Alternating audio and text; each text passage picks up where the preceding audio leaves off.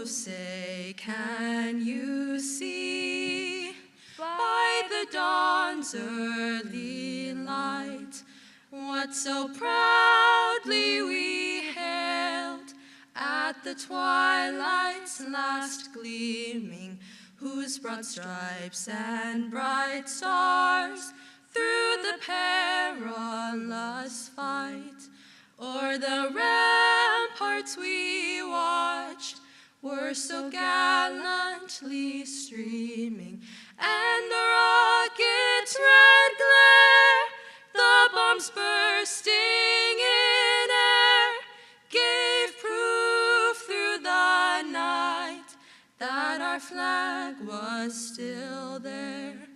Oh, say, does that star-spangled banner yet wave o'er the land of the free and the home of the brave?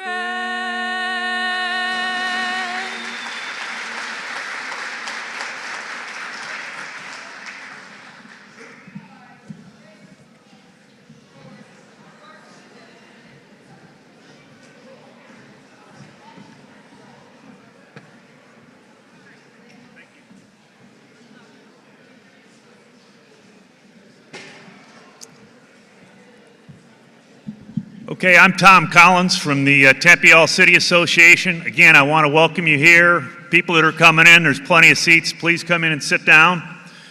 We're going to go ahead and start tonight with a special award. We've got somebody who's going to be in our Hall of Fame.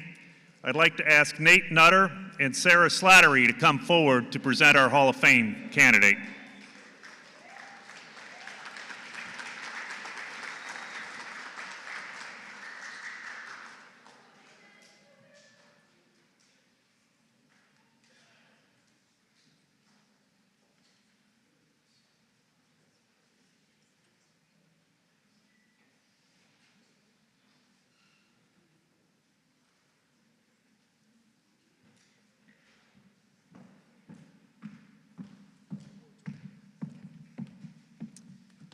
All right, kick this thing off here.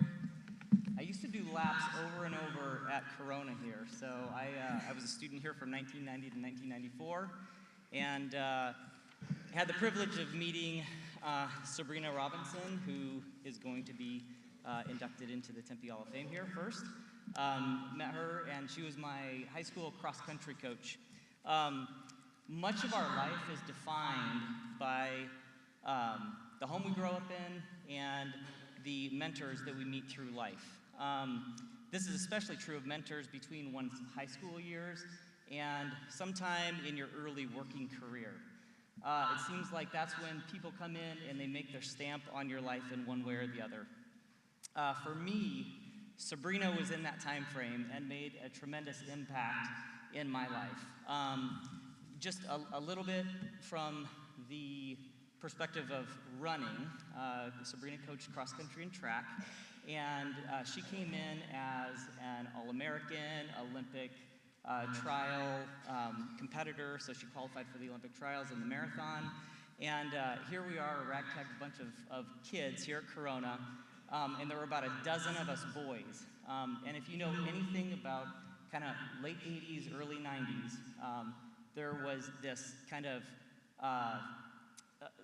like guys coach guys, and maybe guys coached women, women coached women, but it was unheard of for a woman to coach boys. And so for me though, like I had a lot of strong women influences in my life growing up, so it wasn't a big deal to me, and it just kind of went right over my head. However, there was a newspaper article from the Arizona Republic. I know no one really reads newspapers anymore, but I cut this out of the newspaper back in 1992, and the title of it is Woman Shapes Winning Boys Cross Country Team. And this was the third season that Sabrina was coaching us, and we went from last place at state my freshman year to state champions just 2 short years later. She was able to transform our team to be not only the best in the state, but one of the top 4. We would argue that we were probably one of the top 2 teams in the entire nation. And most of that, almost all of that was because Sabrina knew how to coach us, knew how to keep us trained, knew how to encourage us not only in academics, but also in life. Beyond high school, Sabrina, this was my junior year, she and her husband, they got pregnant, had a kid, and she's running around the cross-country course, pregnant, cheered us on. You can hear her like a mile away. Her voice is one of her superpowers because it goes forever and ever, and you can hear her all the way over at the stadium if you're standing here. But after she had Kat, then she ended up going over to Mountain Point. Sarah will talk about that. And when I graduated, she went from being coach to becoming a friend and being a mentor as I went off to Stanford and ran for a handful of years there. And the discipline and understanding of how to run and how to take care of your body carried through my college career, where I became an NCAA champion in the 10K and then competed in the Olympic trials. Sarah actually has a similar story, amazingly, like 5 years later. But as a friend, Sabrina has encouraged me just in family life, like how to treat each other in your family, and also with learning. When Sabrina was in her 40s, after she had kids and kind of moved on from teaching, she went and got her pharmacology degree, which was really, really inspiring. So one thing I'm going to finish off now and turn it over to Sarah, but one thing I want to tell all of you high schoolers here is that if you ever stop learning, that's when you really stop challenging yourself. So always keep learning, whatever it is. It can be another degree, it can be a hobby, whatever it is, always challenge yourself. So Sabrina, you are very deserving of being inducted into the Hall of Fame here. Both Corona and Tempe and McClintock were very fortunate to have you. So anyway, I'm excited to see you come up and tell your story and be inducted into the Hall of Fame.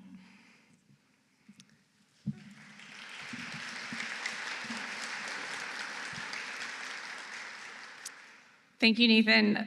I'm also one of Sabrina's athletes. I ran at Mountain Point from 1997 to I graduated in the year 2000. And I was very lucky to have Sabrina as my coach. Like Nathan was saying, I think that this Tempe City Hall of Fame, really, it's when you're honoring a coach, it's looking at individuals who impact your life far beyond your days as a runner or football player or athlete. It's how they impact you as a person. And I was very lucky to have her, and I didn't realize how lucky I was until, and I didn't realize what an impactful coach she was until much later on. I did at the time, and I was very grateful, but it was much later. So I first met Sabrina in the fall of '97. I was a sophomore and brand new to cross country. I'd come from like a swimming background, and I had run track the year before, but I decided to try and give cross country a try. I gotten burned out with swimming. I was doing at a very high level, and so I tried cross country. And Sabrina, that was her first season. She had been recruited over by Anna Battle, another, if you look in the program, she's also honored in the Hall of Fame. She was our head track coach there and had worked with Sabrina at Corona del Sol. And I was very grateful she recruited her over. So that season, she coached previously with Anna at Corona. They had been teammates at ASU and coached at Corona. Sabrina had her kids and then took a little bit of a break, and Anna had moved over to Mountain Point. And so she recruited her to come over.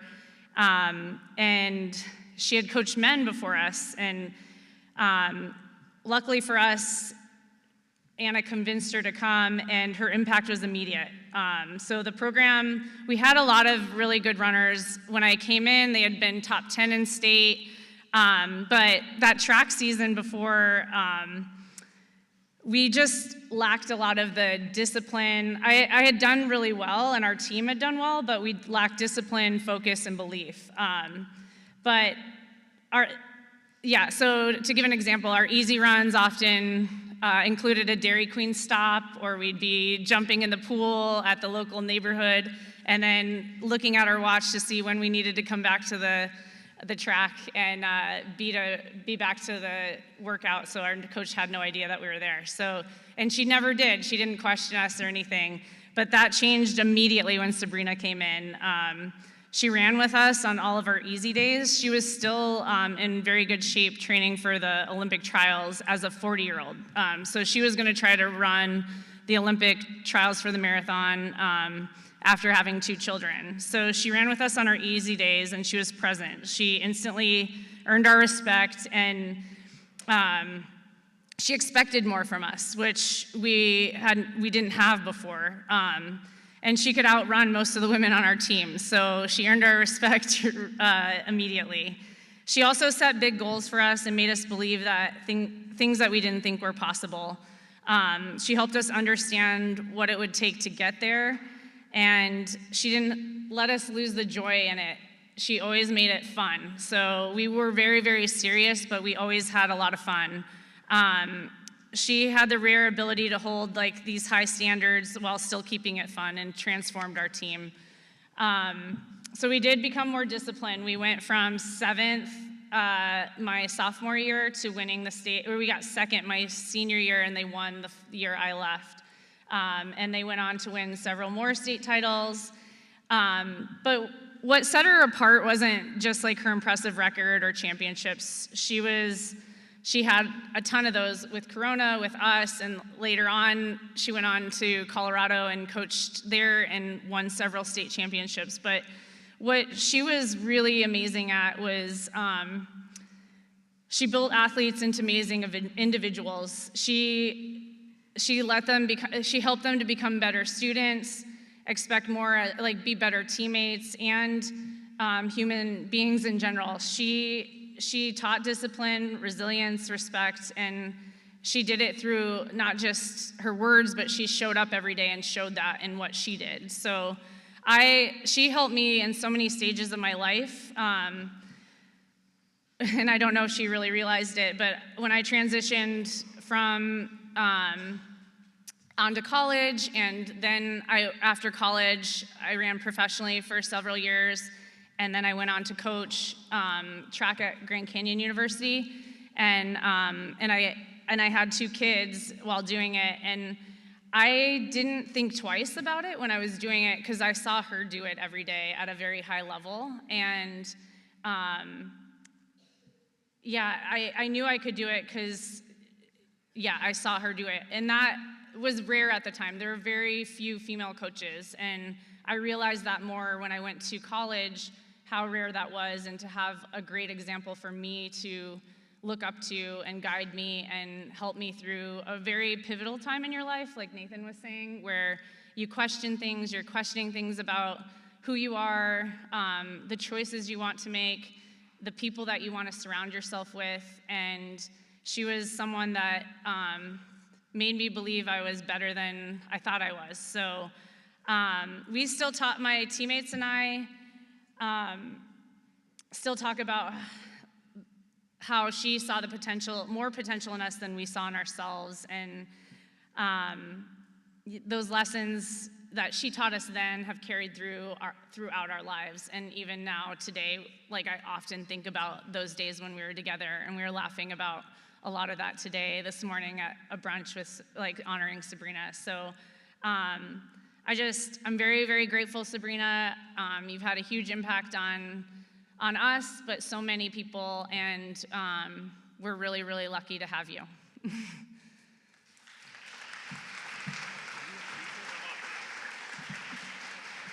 Sabrina, come on up.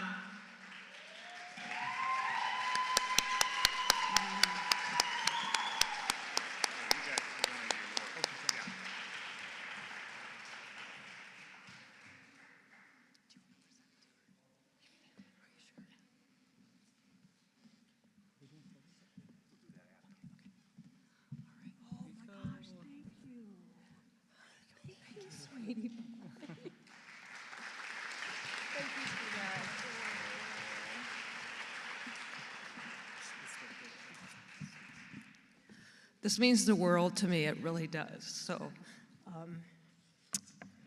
I'm very nervous and I'm very overwhelmed. And I hope I don't talk like this the whole night. I hope I settle down a little bit. But I first want to thank Sarah and Nathan. Like they mentioned, they've been a big part of my life. I think as a coach, you learn just as much from your athletes and your students that they learn from you. We had not only a lot of fun, but I'm really proud of them as individuals, as parents, as outstanding citizens. And they're a big, like I said, a big part of my life, and I love you guys very much. So, thank you. That's the first thing. Oh, that's not gone. I guess I've seen a lot of things, you know, I've been to a lot of these, but mostly it's turned around where my athletes are being honored and I'm not. So this is an uncomfortable situation for me to be in.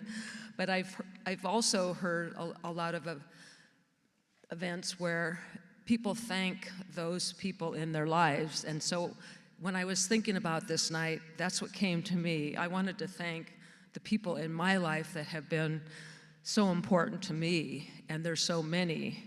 But I want to start with my family. Our oldest daughter, Sarah, came from England, and she brought 2 of her 3 children, Isla and Lewis, and they're here tonight. Our other daughter came from Virginia and also Oregon. So it means a lot. They are working and they're going to school and they have families, and so they made the special trip to be with me. So that was the best part of this whole thing. I'm going to thank all the administrators. I know several of them here tonight. Dan Nero and I coached at Corona together, and all the teachers that made such an influence on me. Dr. Harold Slimmer's wife's here, and he recruited me to go to Mountain Point when it was just freshmen and sophomores. So I have a lot of connections with the city of Tempe and the Tempe Union High School District. I went to ASU. I met my husband in Tempe. We actually met on the Marcos Denisa track. He was training for a mile race, and I was training for a half marathon at the time. And so, my husband Ken, my late husband Ken, he worked for the city of Tempe for almost 25 years. So he knew a lot of the same people. He knew a lot of the administrators at the school where I taught at. My first school was McClintock High School, was where I was first hired. But I guess tonight's mostly about you, and I want to congratulate you. I know how hard you have worked to be here and how hard you have studied to be here. It's not easy. It takes a lot of sacrifice, and I know that your parents supported you, your family supported you, you had your teammates, you had teachers and administrators that supported you as well. So I want to say thank you to all of them because they were part of your success to get here. But like I said earlier, I have a long history with the city of Tempe and the Tempe Union High School District. I was first hired at McClintock, and then the legendary coach Ron Hauser, he wanted me to coach, and I just assumed being a female, like Nathan mentioned earlier, I would be coaching the girls, but he wanted me to coach both, and I said, well, I don't know how to do that, and he goes, well, you're a first-time coach, you really don't know what you're doing anyway, so you're gonna have the boys and the girls, just individualize their workouts, make it fun, learn what motivates them, set goals for them, and do your thing. And so I did, and I applied that philosophy, hard work, dedication, support, appreciation for each other, teamwork, and fun to everything that I did. But it was really important for me to look at them as individuals because they all are. You can't just put them into a little box and coach them that way. I was RIFT, which means in the teaching field, if you're in an elective field, if you're low person on seniority-wise, you get a reduction in force. So I was RIF from McClintock. I went to Corona, coached with Anna Battle, and then I applied for the boys head cross-country coach position, which I got. And I think Nathan alluded to how quickly we improved. It was just because we worked hard and applied those principles that I mentioned earlier. And I have to say, we did break Westwood's long, long string of dual meet victories, and then we promptly beat them at the state meet. We had 36, they had 93. For those of you that know cross country, low score wins. So we significantly trounced them, which we were very, very happy about. Then, I was riffed again. I went to Marcos de Niza. I taught summer school at Tempe High School. And then, like I mentioned earlier, Dr. Harold Slimmer recruited me to come to Mountain Point. And that's when I started coaching the girls again in Sarah's group, which was, again, tons of fun, lots of hard work, lots of state champions and state championships. But when I was at Mountain Point, I think Nathan mentioned that I had a young family, I was working full-time, I was trying to coach one season, so I decided on cross country, of course, because that's my true love. And those of you that run know that feeling of running. There's nothing else like it. It's hard to describe to people that don't like running, but there's nothing like it in this world. But anyway, so Dave Klecka would come every lunchtime. And how many in here know Dave Klecka? Okay, a few of you. He's a character. He's an awesome guy. He's got lots of strengths. He would come every lunchtime and say, I really need you to coach track. And I would say, I am stretched as thin as I can get. And so that happened for like a couple weeks. I don't know if you know that story at all, but that happened for a couple weeks. And then finally he said, okay, Sabrina, I gotta coach him. And I said, oh my gosh, no way, no way. He will ruin these kids. So that's when I started coaching track at Mountain Point. Good strategy on his Yes, part. it was. Yes, it was. He knew how to wear you down, that's for sure. But anyway, then we moved to Colorado in 2002, and it wasn't my plan to continue to coach. I had decided I was going to change my career and to do something different. But I ended up helping with the middle school program, started coaching our daughters, and continued in the high school, where we won four state championships in a row in Colorado. And then our daughters had phenomenal high school careers, and they went on to run in college.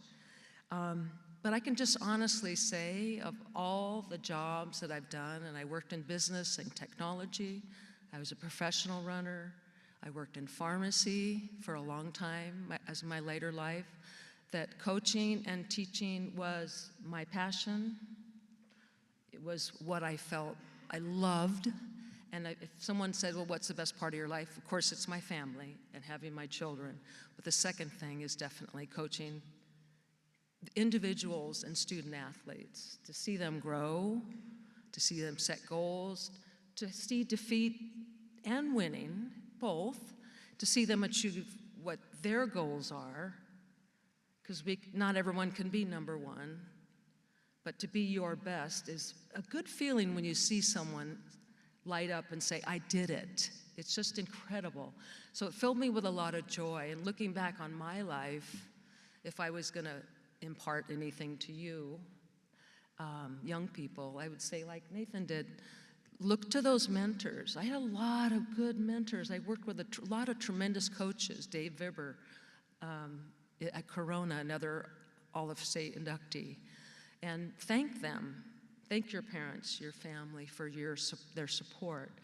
I struggled to come to here tonight because it did not feel right without my late husband, who was he was just as part of my success as me standing here right now. He reveled in the kids and the joy, and he was my greatest fan. And so it didn't quite feel right, but I know he would be really proud of me being here and standing here tonight with you. And I know he would be beaming at me because he had so much belief in me that I could do what I was able to do. So for those of you, thank you again. Congratulations to all the high schoolers. How many seniors in here? So you have places to go and things to do now. It's going to be a really exciting time for you. What college you choose, if you choose college, it's going to be a really, really nice ride for you. So thank you very, very much for tonight. I appreciate it very much. Thank you.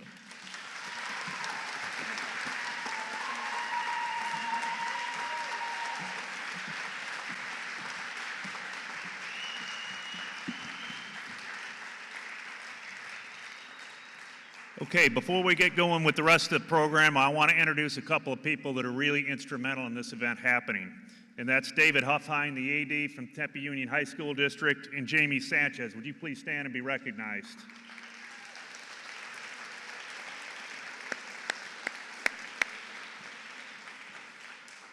Okay, we're going to get going with honoring our student athletes, and there's going to be one change to the program that you've got.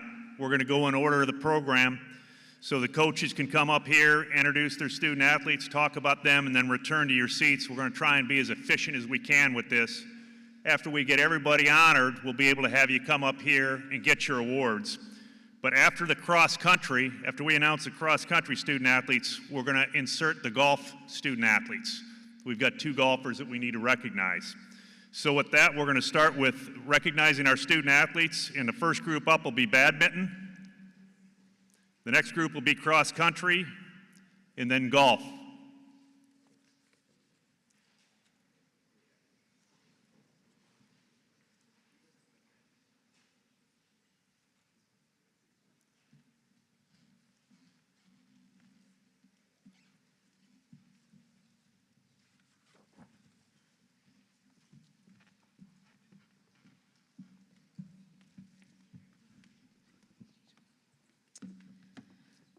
As much as I would love to share every nice and silly, fun story about these kids, we do have a lot of student athletes to get through, so I will keep it nice and short.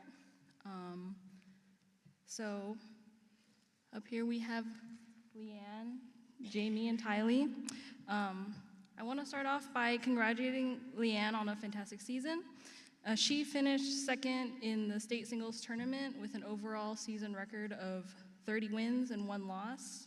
And although this is Leanne's first year as varsity 1 for Desert Vista, she, to me, really stepped forward as a role model for everyone on the team.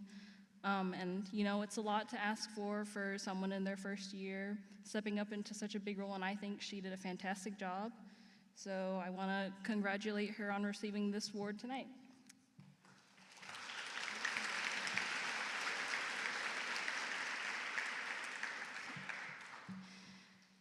Jamie and Tylee are 2 kids that I've had the pleasure of coaching for 4 years now, and they finished 4th overall in the state doubles tournament.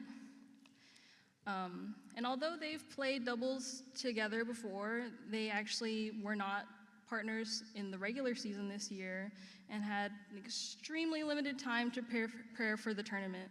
So I think one of the greatest compliments that I received at the tournament was coaches coming up to me and saying, "Your girls are so strong, why aren't they seeded?"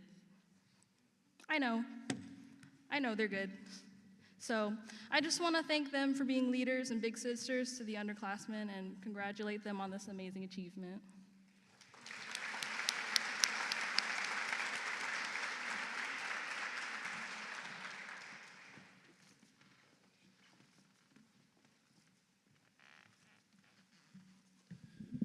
Next up is cross country, and then golf.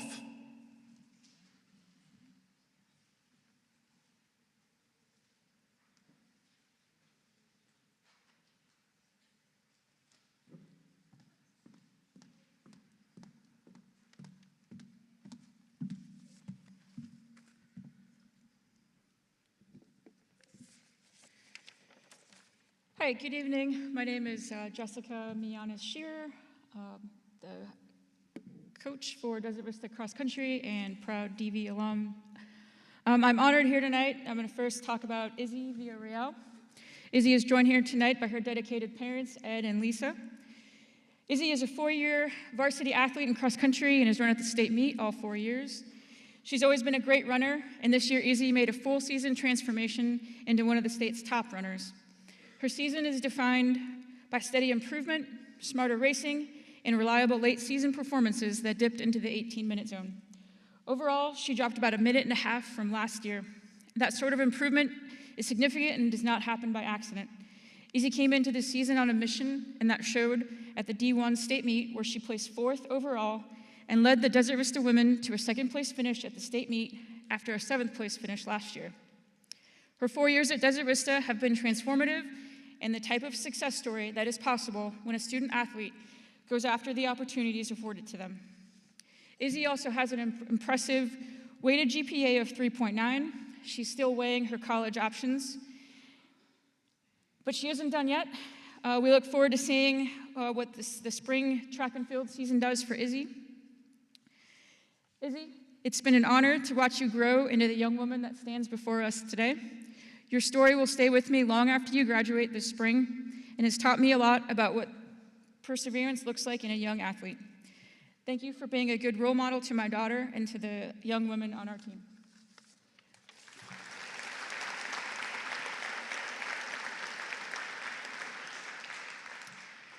Next up, we have Santiago Araza.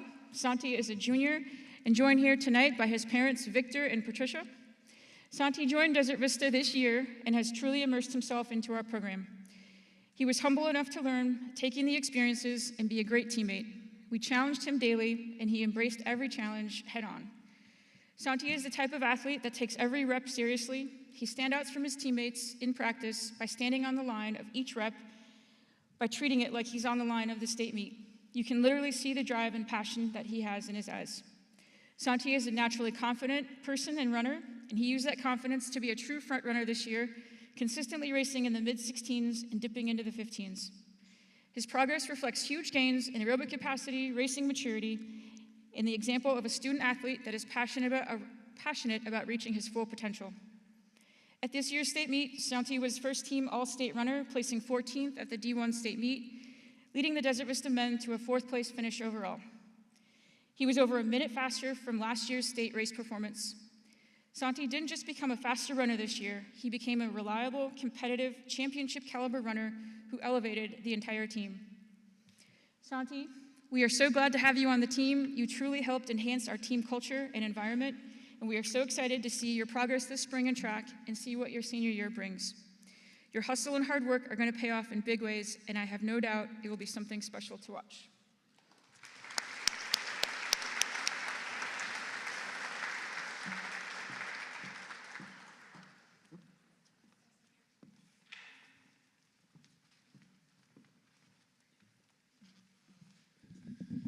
Next up is golf, and that'll be followed by swim and dive.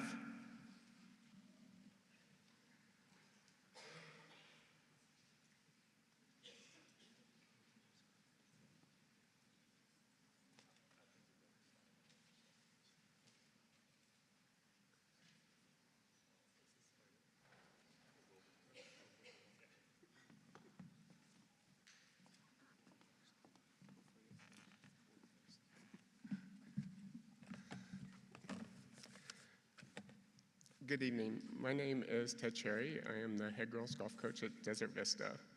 I would like to first acknowledge Jacqueline Michael's family for all of their support and dedication through all the years that she's been doing all the sports and the academics that she's pursued. She has been an incredible student athlete at Desert Vista for the past 3 years.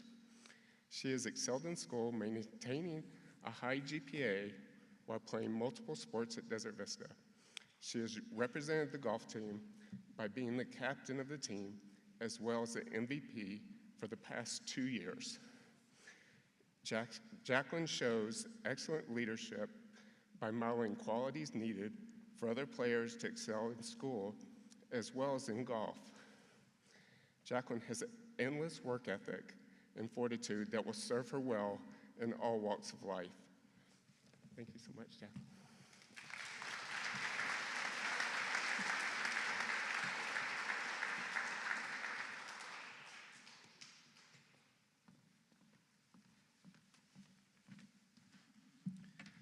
Good evening, everyone. My name is Matt Russo. I'm here to present Jacob Stanley, who is the All-City Golfer of the Year on the boys' side. It's an honor to represent Desert Vista and our golf program, and most importantly, the Stanley family, who I've gotten to know really well over the last few years coaching Jacob. So he's a junior. I had the privilege of teaching his brother Caleb in school as well. So I've known the Stanley family for a long time. And one thing they are is just good people, competitors. Jacob is an outstanding golfer, to say the least. He embodies probably a lot of those things that most athletes out here have, is the drive, the desire to be the best that they can, to constantly improve in everything they do. A former Phoenix Suns coach, Monty Williams, quoted this thing of habit stamina, the idea of like practicing the right way, and then when you get to competition, you're able to bring up those good habits, right? And Jacob works harder than darn near anyone I've ever coached. I've been coaching, this is year 15, and Jacob's desire to constantly improve on the golf course has shown through. Every year he's continuously gotten better. Quick thing with numbers, Jacob ranked second this year in Arizona Division I golf. His scoring average for 18 holes was negative 5.54. So he's destroying par in golf. He finished seventh individually in state this year. He shot 2 under over those 2 days. We play some big tournaments for our golf team. Jacob finished third in a huge tournament at GCU's golf course. Out of 132 golfers, he shot -2 there. At a big tournament at the Brophy Invitational at Papago, he shot -5 at a very difficult golf course over 2 days. He shot a -567 at Dobson Ranch in a big tournament. So I guess what I'm saying is he's developed this overall golf game, not just power that he had as a freshman, because he was really good as a freshman, but tying all of these different things, just like in every sport you guys play, it's about the finer things. And in golf, it's about getting the ball in the hole when you get close to the hole. If you miss the green, chipping it close, making long putts. And as a junior, I have one more year with this guy to watch Jacob grow. So I'm excited to see one more season out of Jacob, spend another year with his family, and have them part of our golf program as well. So thank you so much to Jacob, and congratulations.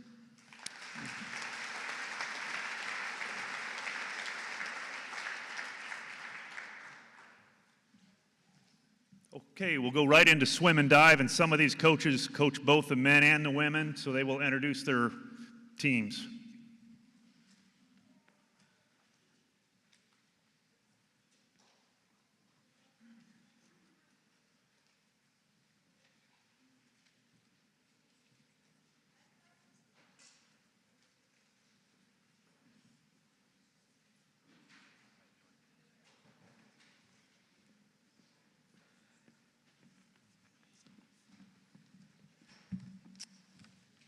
Hello, I am Coach Mike Herman. I've been with the team for 14 years now. This is my first year as a head coach, so I get the honor of doing this for the first time. Pretty exciting. So I have two gentlemen here. The big tall one over there is our senior, Bruce Bowman. So Bruce is joined with his mom and dad, Christina and Bruce, back in the back there. He's a great young man. He's been on our team for all 4 years, comes in, works hard every single day. He's a great leader and a great example for all of the younger swimmers. So we really, really enjoy having him with our younger swimmers. This year at All City, he took first in the 200 freestyle, and then he took second place in the 100 butterfly. So he had a great All City. But then we went to state this year, and state is prelims on Friday, and then we do finals on Saturday. You have to qualify for finals on Saturday. So on Friday, he tied for 10th place on the 200 freestyle, and then he had to still finish his 100 backstroke towards the end of the meet. After the meet was over, he had to also do a swim-off because he tied with a Brophy boy, and so within 30 minutes of him swimming his final swim during the prelims, he had to go and swim his first swim again, and thankfully he won that, went on to get 10th place in the 10th place in the 200 freestyle at state, and then he also qualified 9th place in the 100 backstroke. So, Bruce Bowman, thank you.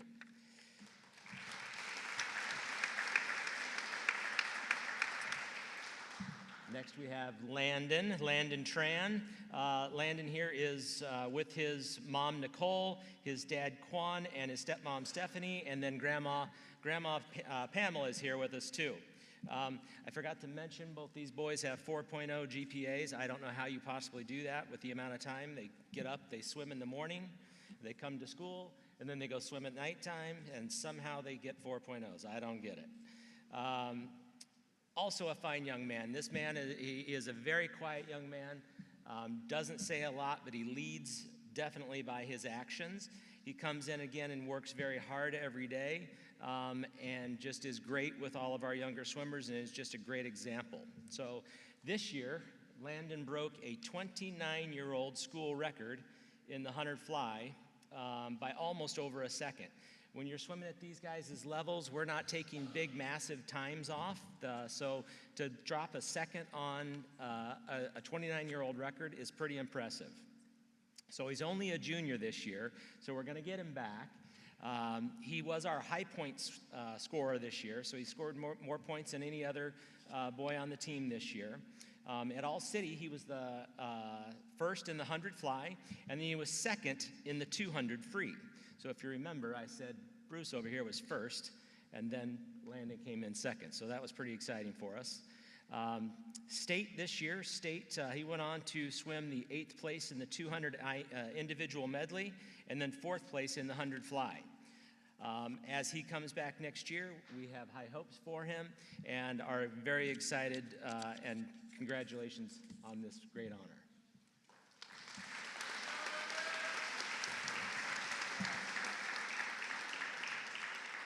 And then we have Tila Tomatic. She's with her dad, Dave, back in the back.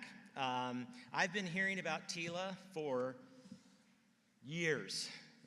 My wife is a school teacher in the Kyrene district, and she had Tila both in 2nd and 5th grade. So I've been hearing about this upcoming swimmer coming for many, many years. Tila is an exceptional young lady. She is extremely dedicated to this sport. She spends a crazy amount of time swimming. She is one of the fastest girls in the state right now, and she's, high hopes for her next year. Also a junior. As a sophomore last year, she did break a long-standing 100-yard backstroke school record, and this year she went ahead and broke it again. So she broke that record by 0.03, so 0.03 of a second. So every year we make a special plaque for them that they win the award with, and so I got the honor as the head coach to make that for her this year. All City, she took 1st place in the 100 backstroke and then 3rd place in the 100 fly. At state, she went on to get 2nd place in the 100 fly and 4th place in the 100 backstroke. She's also a junior, so we've got another year with Tila this next year. So congratulations, Tila, and we will see you all next year.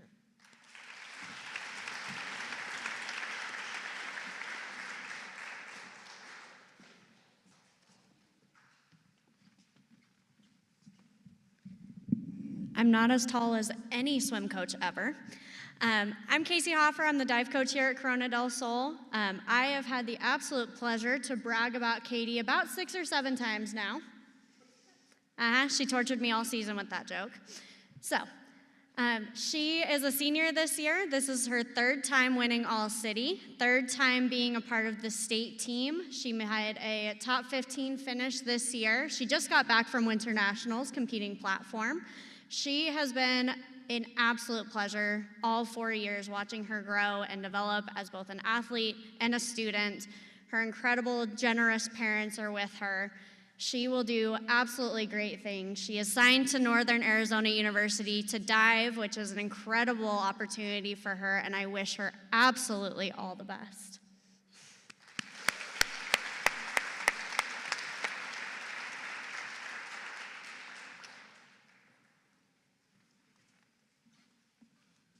Okay.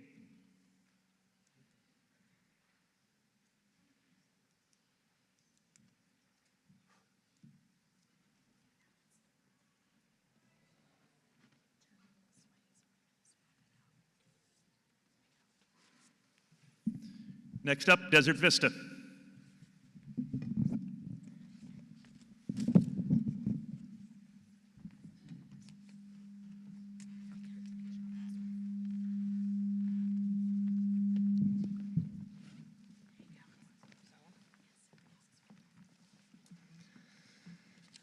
All right, I have a few minutes here up here on the stage.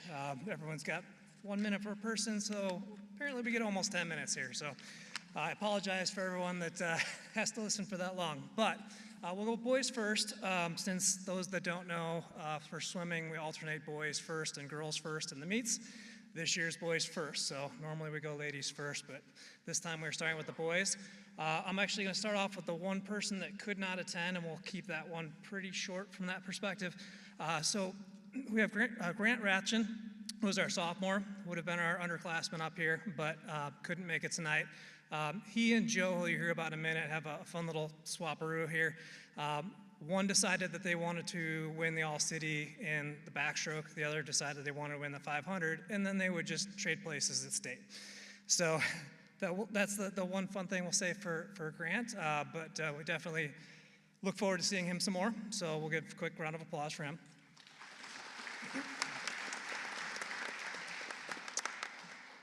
All right, so next up we have Alex.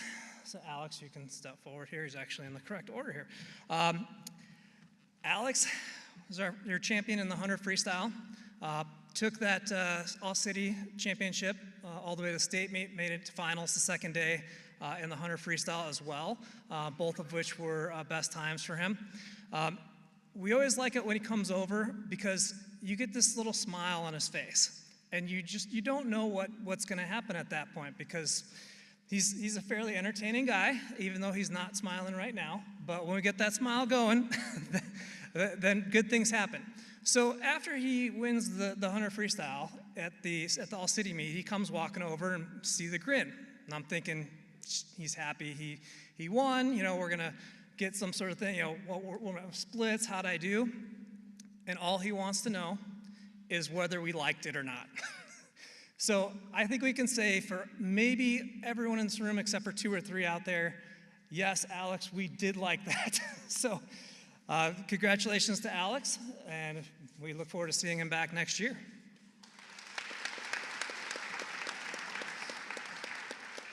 All right, in the order of the program, we have Jonathan next. Jonathan was our 50 freestyle winner at the All-City, follows a similar trajectory to Alex here on the story of taking that championship to the state meet, making it back for finals, which he hadn't done the year before, so improvement there, and was an anchor on our relays as well. For Jonathan this year, we're just really happy to have him, 1, for his leadership skills, but 2, because he came in with a little bit of an injury before the season started, and we weren't quite sure if we were gonna A, have the old Jonathan, or B, even be able to have him compete. But fortunately, he had some great healing powers, came through, and really was looking to do anything we could do for the team to score points, even willing to sacrifice one of his individual events to swim in 3 relays. We didn't take him up on that offer. We probably maybe should have, because he maybe could have improved the relays a little bit, but with taking us 4 places higher than last year, we definitely appreciate everything he has, and another person coming back next year for our boys team.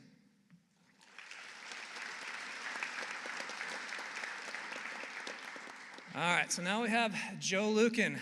Joe comes from a long line of Lucans at Desert Vista. I'm pretty sure that over the last 10 years, there's always been a Lucan up here on this stage, I'm fairly sure. If we missed a year, then I missed that. But anyway, Joe decided that he was going to win both the 200 IM and the 500 free at the All-City, and then again decided to go for the 100 back at the state meet instead of the 500 free. Those decisions paid off as he was able to reach the podium for being top 4 in both of his events. after making finals in one and consoles in the other last year. So we're definitely going to miss his backstroke ability as well as all four strokes, because the IM you get to do all four. So whereas he may be somewhat specialized in backstroke, obviously he's really good at all of them. He is our senior graduating from this, so we will definitely miss him next year, and we wish him all the best as he moves on with his career.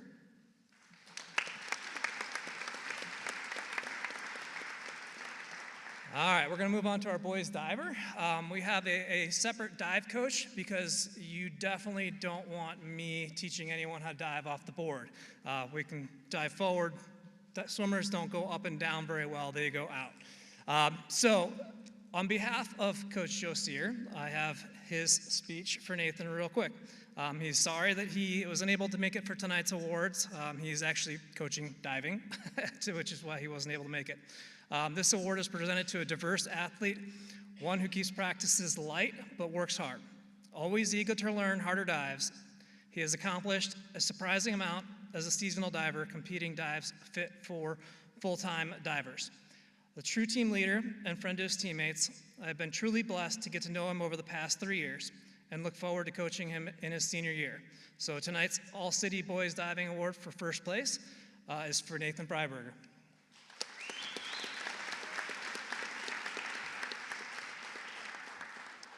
All right, on to the girls. So in order here of the flyer, we have Holland Stocker. Holland, step forward. Holland is our sprint specialist, 50 and 100 freestyle, wins both at the All-City, very close to All-City records in those. Was able to get one of those on the medley relay at the All-City. From there, she went on to state and made the podium in both her events, both the 50 free and the 100 free, placing third and fourth, just missing All-American consideration. She has a longer story to tell from this last year, and those of you that have heard it before, you're going to hear it again. Last year on this podium, we were bemoaning the fact that she was unable to participate in the state meet last year due to an injury right after the All-City meet came through. So whereas she had been the All-City champion, that wound up being the end of her season. Fast forward over the summer, needed surgery, goes and gets surgery, comes back.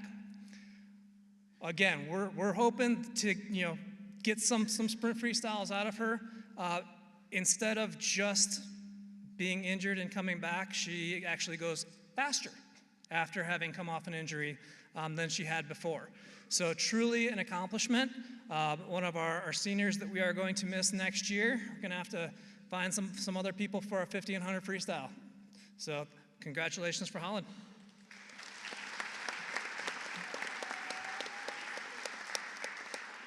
All right, next we have Ellie. Ellie, 200 and 500 freestyle. Remember those, 200 and 500 freestyle. Last year, wins the 200 and the 500 freestyle at the state meet. This year, wins the 200 and 500 at All-City. Goes to the state meet, wins the 200 and the 500 at the state meet, again, as a repeat champion. The one thing that we got to do this year that we didn't last year is she decided that she would become an All-American automatic, as opposed to having to hope to be one of the top 100 within the country to become an All-American. So adding to her portfolio this year, All-American status, heading off to Wisconsin next year. So she'll definitely get to learn what real cold is out there as opposed to the cold that's out here. So we will definitely miss her. Another one of our seniors that's leaving us to move on to college, but we wish her the best, and thank you for your time.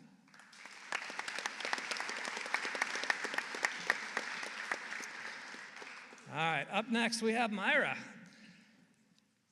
Your program may say that she won the 100 backstroke, but she actually won the 100 butterfly at the All-City. Not just win it, not just defeat another teammate to get there, but both of them were underneath the meet record. So quite a performance there, not only to hold off a teammate to win, but also to set the new record for the All-City meet in the 100 butterfly. She generally is a 200, 500 person. You know, the girls like to try and go, you know, like 1, 2, 3 in our 200, 500. But Myra this year saw one hole in our team was our 100 butterfly. So by doing the 100 butterfly, setting the record at the all-city meet, led to some conversations about should she do that at the state meet. And the great thing about her is her willingness to do whatever we need to do for the team. So she literally looked at it as I can do better for myself in my 2 main events, but our team can get more points if I do the 100 butterfly at the state meet as well. So not only did she do that, but she made the podium as well at the state meet. She managed to make the podium both of her events. Was part of our 1, 2, 3, 500 freestyle, and was able to get fourth in the 100 butterfly, which is what we needed for the podium. So the girls wound up having someone from DV on the podium in every event contested on the Saturday for finals, which was truly amazing and something that couldn't have happened had she not made the small sacrifice to do a 100 butterfly at the state meet. Thank you, Myra. She's leaving us as a senior as well.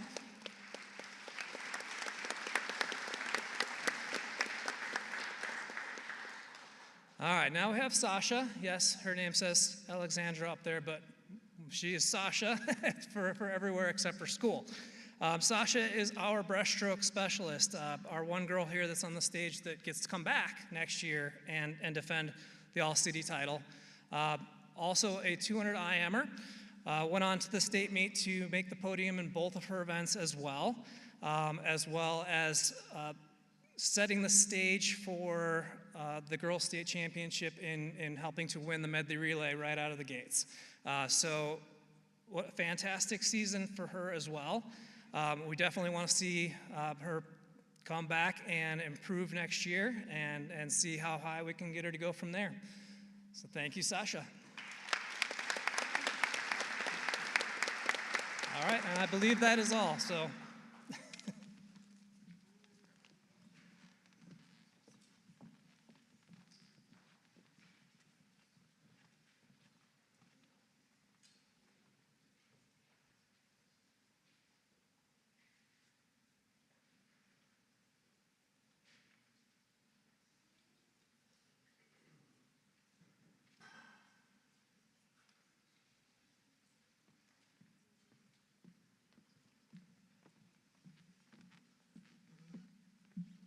Good evening, my name is Felissa Dixon. I'm the head swim coach at McClintock High School, and I am really pleased to have Yana and Andre Stozkovs up here with me. They are accompanied by, well, each other and their parents here up as siblings. So we are gonna start with Yana. There's a lot to say about Yana. She's an incredible student and an incredible athlete. She currently holds a 4.6 GPA as a junior at McClintock in the Peggy Payne Academy. As a teammate, she was incredible. She was supportive of all of her swimmers. She always wanted to help everyone improve, and she wanted to help herself improve. Even if she was sick at a meet, she gave it her all and still swam her relays. This year, she looked at me and said, "Coach, I'm gonna be a freestyler now." And we all looked at her and said, okay. And we let her do it. And so she broke the school record this year in the 200 freestyle, the 200 IM, and the 100 freestyle. She won the city meet with a record-breaking time in the 200 IM. She qualified for state in every event that she swam this year. She won the 200 IM and the 100 freestyle at state, earning an All-American consideration time in the 100 freestyle.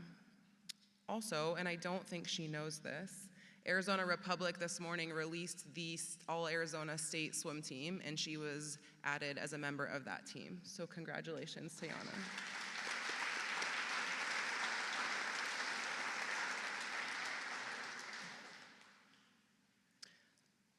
Andre is her younger brother, who I had the opportunity to meet last year at this event when her parents said, "Oh, you'll have Andre on your team next year." And I said, that's great. I mean, another Yana, that would be fantastic. And Andre has set himself to be a whole other type of person. He's a different type of swimmer. He thinks about every race, he visualizes every race, and then he wants his teammates to visualize their races as well. So he talks their races through with them, and they talk about strategy, and he does everything very mentally. He works really hard in and out of the pool. I'd love to give you his GPA, but he's just a freshman, so he has not established a GPA yet. But I'd guess it's over a 4.0. The other freshmen and sophomores loved swimming with him during practice because he would help them work on technique, they would talk through things, they would try different things, and they would always work very hard and push themselves to do better every day at practice. He earned first place in the all-city meet as a freshman. He qualified for state as well in every event that he swam, but he stuck with the 200 IM and the 100 breaststroke. At state, his 200 medley relay team finished 7th, his 400 freestyle relay team finished 8th, and he finished 7th in the 200 IM and 3rd in the 100 breaststroke, again, just as a freshman. I cannot wait to see what the next few years hold for each of them. Congratulations to you both.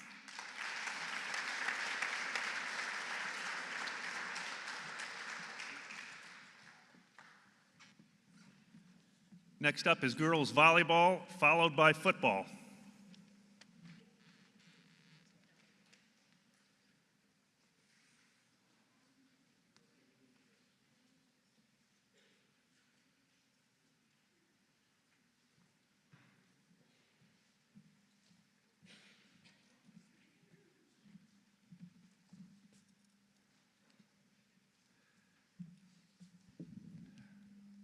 Okay. Hi, I'm Ben Maxfield. I'm the Corona del Sol head volleyball coach. I don't know what to do here. Yes, this is my 24th year at Corona, 20th season as the varsity volleyball coach.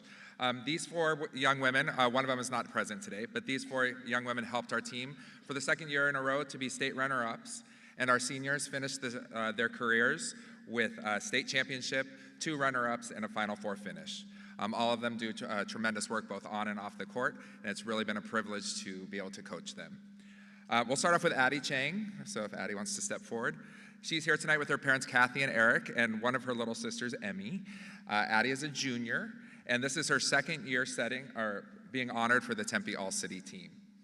Addie is our setter and did an amazing job of leading on the court and setting up her hitters for success. She was second in the state in assists, almost cracking 1,000 assists on the year. For her hard work and success, she was named to the 6A All-Conference First Team. Addie's developing into a positive leader both on and off the court, and she never asks anyone to do anything that she's not willing to do herself. Addie is also an outstanding student. She maintains a straight A's all through her first 3 years in high school, and she is committed to play at Temple University next year when she graduates in 2027. Congratulations, Addie, on a great season.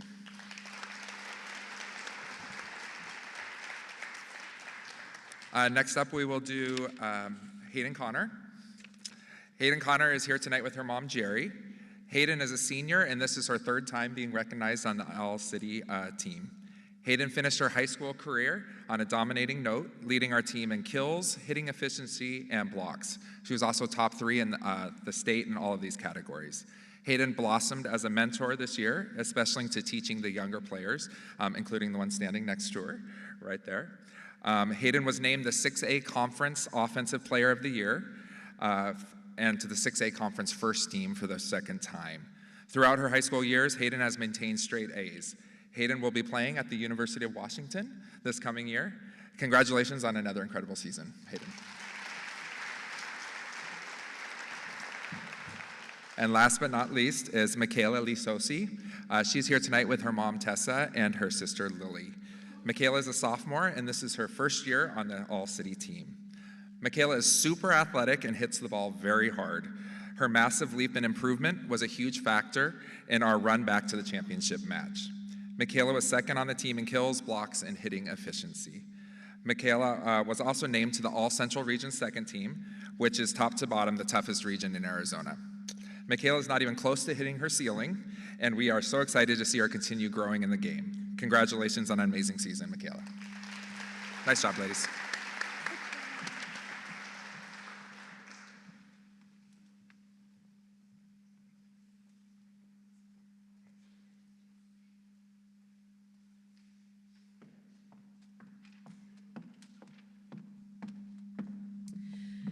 Tonight we celebrate the very best student athletes in Tempe, individuals who compete with heart, lead with character, and elevate everyone around them. It is my honor to recognize 2 athletes from Desert Vista High School. First, we have Emerson Ortiz. Emerson is a resilient and determined athlete who has overcome injuries in the past to not only return to the court, but to earn a starting role and serve as a team captain this season. She is deeply respected by her teammates, leading with a calm presence, a strong work ethic, and the expectation that everyone, including herself, gives their very best every day. This season was full of accomplishments for Emerson. She was named to the Chandler House of Pain All-Tournament team, earned Central All-Region Honorable Mention, and reached an incredible milestone of reaching 1,000 career assists. Off the court, Emerson continues to impress. She juggles indoor beach, club volleyball, and all while maintaining a 4.4 weighted GPA, showing the same dedication in the classroom that she brings to the volleyball gym. I am extremely proud of Emerson and everything she has achieved, and I cannot wait to see her continue to grow, lead, and be successful as she enters her senior year next year. Congratulations. Next, we have Kenzie Maldonado. Kenzie is an athlete who embodies everything a coach hopes for: talent, versatility, and relentless work ethic. This season, she stepped into the demanding role of a 6-rotation middle, doing whatever the team needed and doing it at an exceptionally high level. Kenzie consistently displayed remarkable skill, dedication, and leadership, and her impact on the court was undeniable. Her stats alone tell the story of how vital she was to the Thunder this season. No matter the position, Kenzie is the kind of athlete who shows up, competes, and elevates the entire team around her. Her hard work ethic has not gone unnoticed. She was voted a team captain by her teammates this season. She was also voted Varsity Offensive Player of the Year by her teammates for the 2nd time and has earned Central All-Region Honorable Mention for 2 consecutive seasons. This also marks her 2nd year as a Tempe All-City athlete, a testament to her consistency and excellence. What makes Kenzie even more impressive is how she balances everything off the court. She plays indoor volleyball, beach volleyball, and club volleyball, all while being an active member of the NHS and maintaining a 4.6 weighted GPA. I am incredibly proud of all of Kenzie's accomplishments, and I cannot wait to see her continue to shine as she heads into her senior year. Congratulations.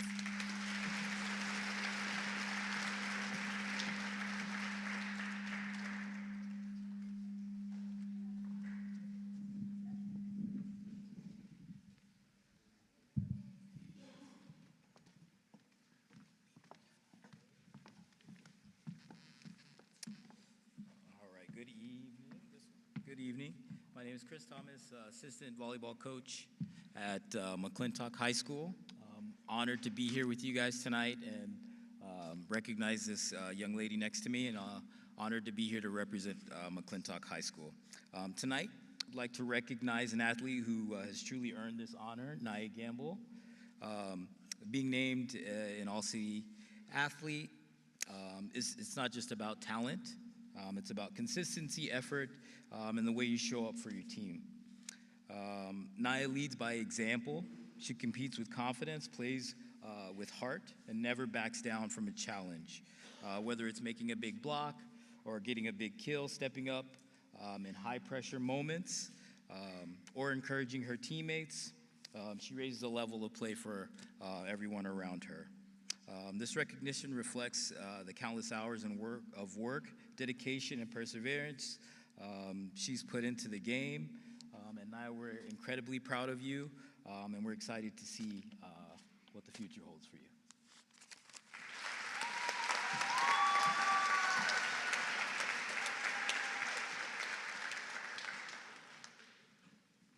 Next up is football, starting with Corona del Sol, and after football, we'll go to flag football.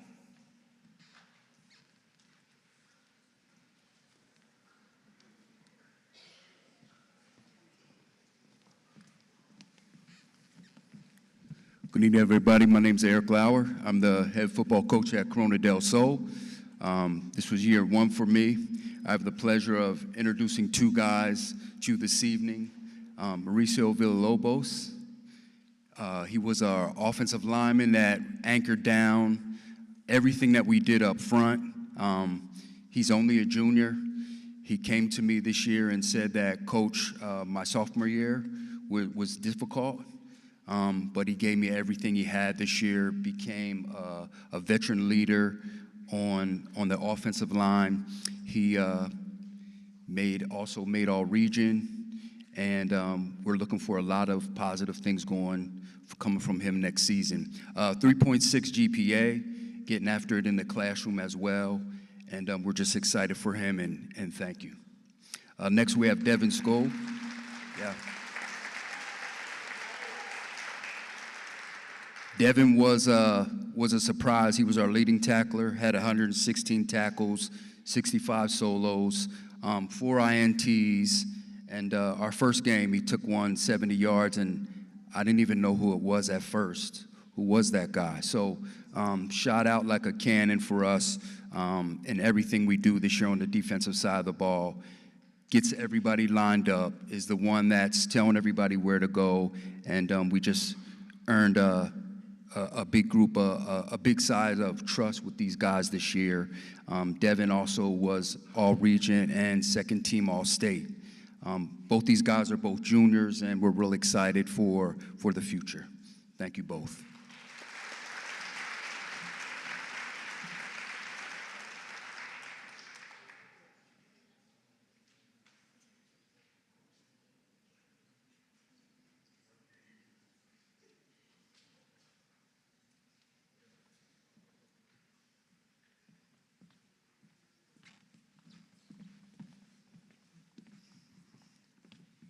Good evening. My name is Jake McSpadden, head football coach here at Desert Vista. I got 6 guys that I'm going to recognize tonight. One of them is not here, and we'll start with him to make it quick. Cole Graber couldn't be here tonight as he's playing in a blue and gray All-American Bowl down in Texas.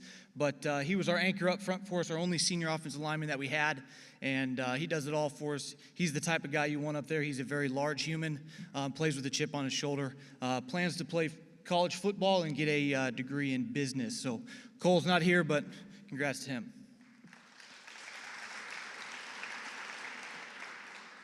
Next up, I have Kyler Drunaski. He is a senior. He is a 3-year starter for us here at Desert Vista. He is currently number 3 on all-time rushing yards and attempts in our rich history of 29 years of football. He was a big part of our offense. He was one of our better players that we've had over the course of the year. He's a 4-year Desert Vista student as well. He also has plans to go play college football and get a degree in business. Kyler Drunaski.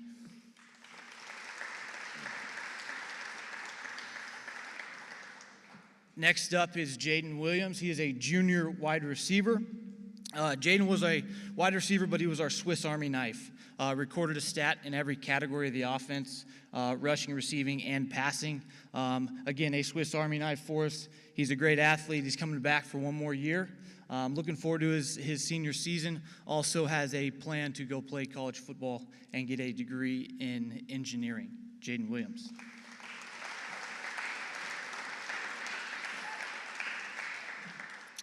Next up is a senior linebacker, Andrew Hoyt. He is a 2-time recipient of this award. He's a 2-time team captain, voted on by his own teammates.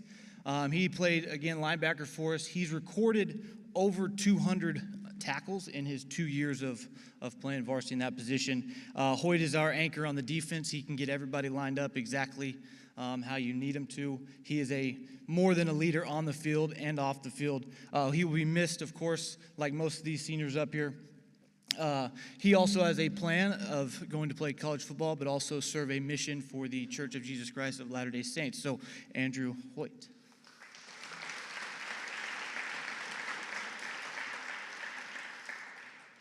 Next up, we have Elijah Toms. He's a junior. He played defensive back for us.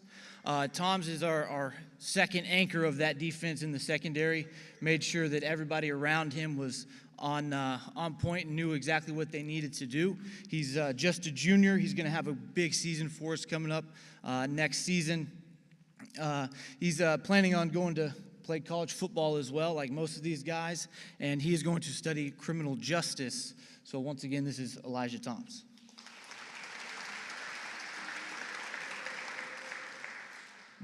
And finally, Jonas Snow. He is a 3-year starter. He also is a 2-time recipient of this award. He is what we would dub as Mr. Reliable. As our punter up here, he averaged over 40 yards per punt this season. Again, a 4-year Desert Vista student athlete. He'll be missed in that position because you don't always get a 3-year starting punter that comes around that's as good as him. So we will be missed. He's going to be studying aviation to become a pilot, hopefully to fly me around one day, and then get and play some college football. So, Jonas Snow.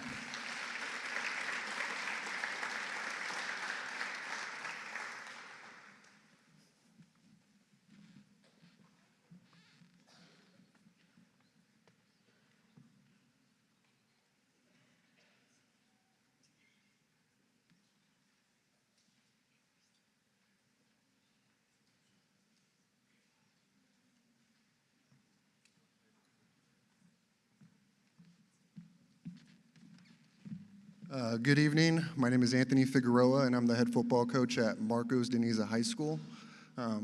It's my pleasure to be up here this evening, to recognize these young men. These are my boys. I have a lot of love for these guys, and I know that they were probably back there in line taking bets on if I was going to cry tonight or not. I care for them a lot. They've put in a lot of work. They've poured themselves into our program. This year, we finished off the season 10-2 with the Black Canyon Region Championship, and it's all because of the effort, the dedication, and just the passion that these young men have for Marcos Deniza football. I'll start with our underclassmen. The first one is Christian Garcia. Christian Garcia is up here because he received the running back flex position. He also received the Ed Doherty Award. He was a recipient this weekend of that. He was second team all-region. He rushed for over 1,100 yards on 89 carries for us. He averaged about 11 yards a carry. He was a young man that we threw in at running back during practice, and coaching staff and a lot of the players looked at each other and saw that this kid could be special, and he proved to be special this season. He put together a really good year, and I'm very happy for Christian, and I'm very happy to have him back, and I look forward to seeing what you bring next season as a senior. Christian Garcia.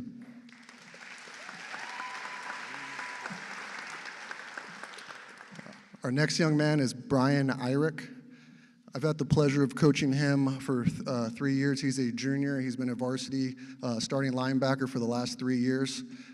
He received All-Region last year, and he received first-team All-Region this year in addition to All-City. He's a stud for us. He's an anchor in the linebacker position. He had over 100 tackles. He's that throwback kind of guy that just doesn't say much, but he brings it every single time. I'm excited to have him another year. Brian, I'm excited for you and what you bring next season for the Padres. Brian Irick.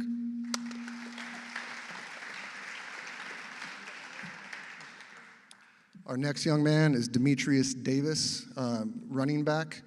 Demetrius received first team all-region in addition to all-city. He rushed for over 1,000 yards this season, and I believe 15 touchdowns. He had a tremendous senior year coming off of last year. He was honorable mention at punt returner. I'm excited for this young man because the work works, and he showed that. He's a patient runner, he's a physical runner, and I'm excited to see what he goes on and does after high school. I know he has a passion for real estate, but I know that he also wants to play football, so we're going to see where that takes him. Demetrius Davis.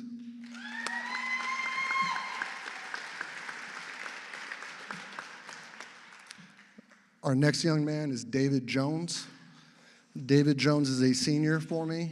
He's been a varsity letterman since his sophomore year. David Jones received first team all-region in addition to all-city. He also received second team all-conference. It's kind of hard to take stats for offensive linemen, but I think the biggest stat for me, there was a couple. We had 2 1,000-yard rushers on our team, and we had a 2,600-yard passer. So obviously he kept our quarterback clean, and he kept the lanes open for our running backs. David is a tremendous young man. He's a smart young man. I can't say enough about him as a person. I'm excited to see what he does. We're working hard. He has several offers. I'm excited to see what he does next year at the college level and as he plays football. David Jones.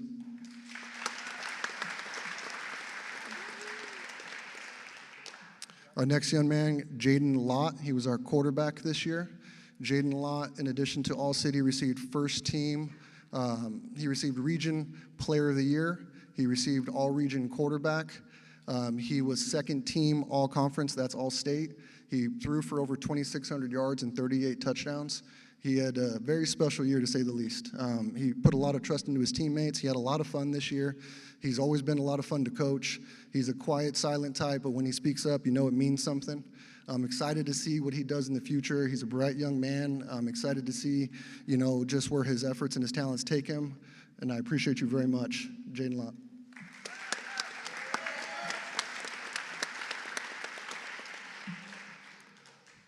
Our next Padre is Alejandro Gomez. Alejandro Gomez received, in addition to All-City, he received first team All-Region wide receiver, first team All-Region defensive back.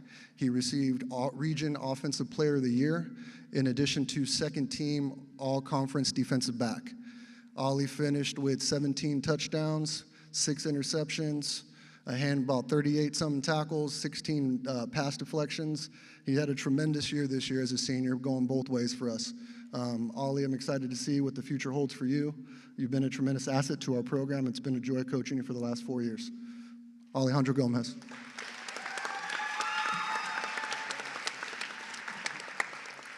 Our next young man, our last young man, is Nicolasi Tanguia. I've had the pleasure of coaching Junior for the last 2 years, 2.5 years. This is his fourth All-City. He received, in addition to All-City, he received first team All-Region defensive line, second team All-Region offensive line. He received Region Defensive Player of the Year, and he was first team All-State, or All-Conference defensive line. Junior has a plethora of offers right now, and he's seeking his options, and it's great to see the hard work is paying off for this young man. He's been a tremendous asset to our program, not only physically but spiritually. He's done a really good job of mentoring younger athletes in our program and bringing that toughness to our program. Junior, I'm excited to see what you do for all of you guys, but Junior, I'm grateful that you joined our team, and I'm grateful for every single one of you guys. Thank you for trusting our program. I love you guys very much. Great job, fellas.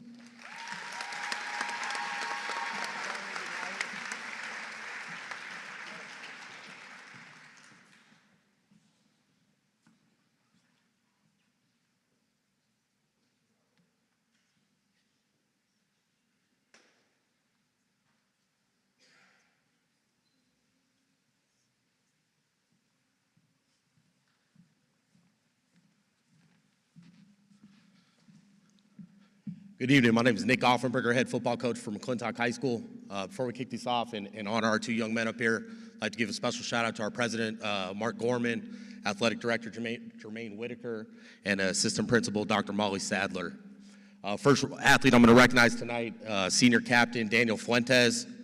Daniel was the vocal leader of our team this year, kind of ran our senior class. With that being said, I appreciate the way he welcomed me in, joining this program.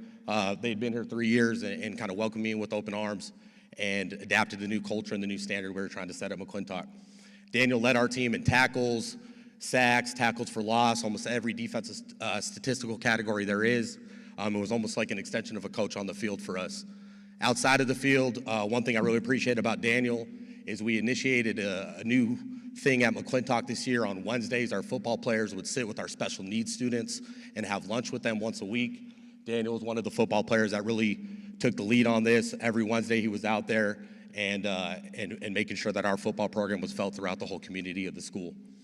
Daniel's currently fielding college offers right now, deciding on where he wants to go. Plans to major in mathematics or some kind of number field. And Daniel, just want to thank you for your time here at McClintock, man, everything you gave to this program. We're going to miss you. We hope you come back and see us.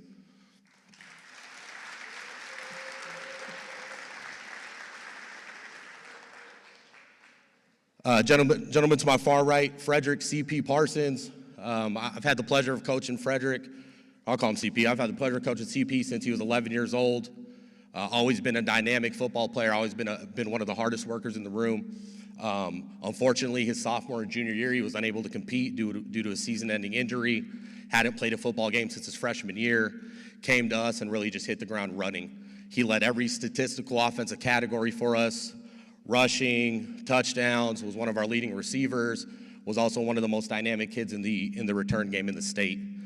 There's an old saying out there, when your best players are your hardest workers, you have something special.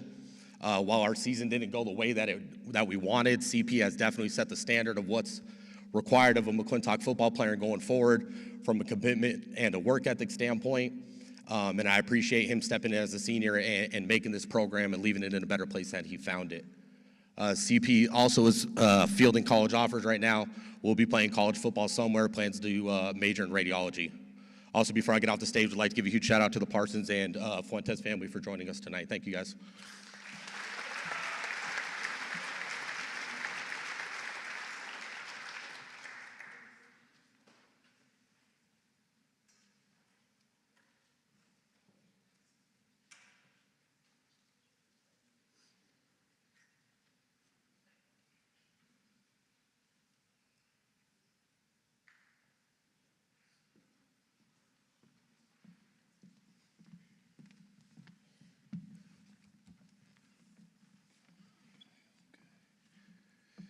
Hello, my name is John Roberts, and I'm the head football coach here at Mountain Point.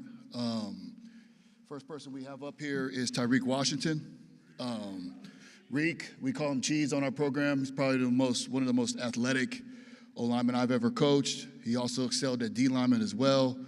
Whether he was making a key tackle or a long fumble return against our arch rival, Desert Vista, Tyreek always made a play for us. When you come in as a head coach and you're trying to set a new culture, you need guys to kind of buy in, and Reek did that for us.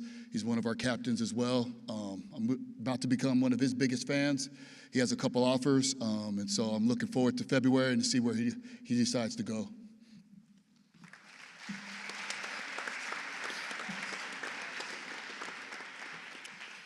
Next up, we have Andrew Anderson. We call him AJ. He's a really, really special kid. This team is loaded with juniors and seniors, and he's the only freshman out there that made it. He came in, and he immediately knew what he wanted to do. He wanted to compete for a varsity position. Not only did he compete for the position, but he became a starter, faced a little bit of adversity, became one of our leading tacklers as a defensive back, made a key interception against our arch rival in Desert Vista, and was unanimous all-region selection as a freshman at DB, and also made the all-city team. I'm looking forward to the next 3 years of coaching this young man. The sky's the limit, and let's go get it, AJ.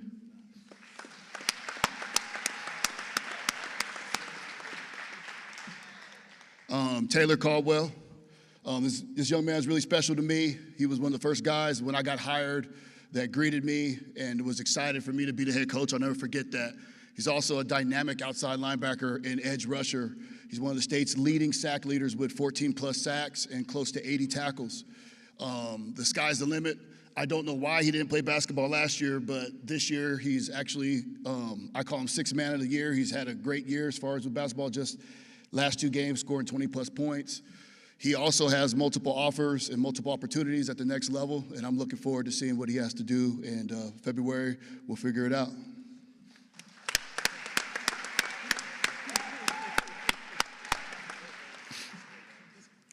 Next up, we have Jalen Coulter.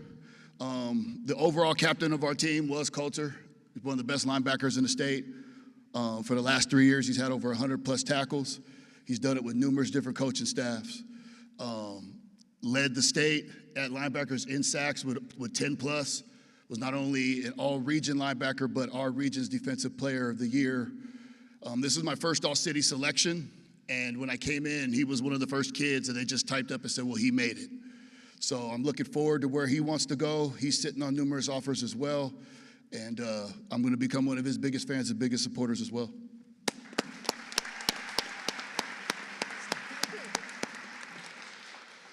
Next up, we got another kid that's really, really special, Francisco Orduño. I think he's probably the best kicker in the state, in my opinion. He leads the state in numerous kicking categories, including the longest field goal made in a season. That was 53 yards plus. 54, sorry about that, 54, okay, 54. But he's just an excellent kid. Learned a lot about him, learned a lot about his story and his journey. It's really inspirational when young men set goals and they achieve them. He's right now getting ready to graduate this December, and then he'll be attending Northern Arizona, where he'll be competing for a starting position to be their kicker for the next couple of years as well. So thank you, Francisco, for all you do. And like I said, man, this is your home.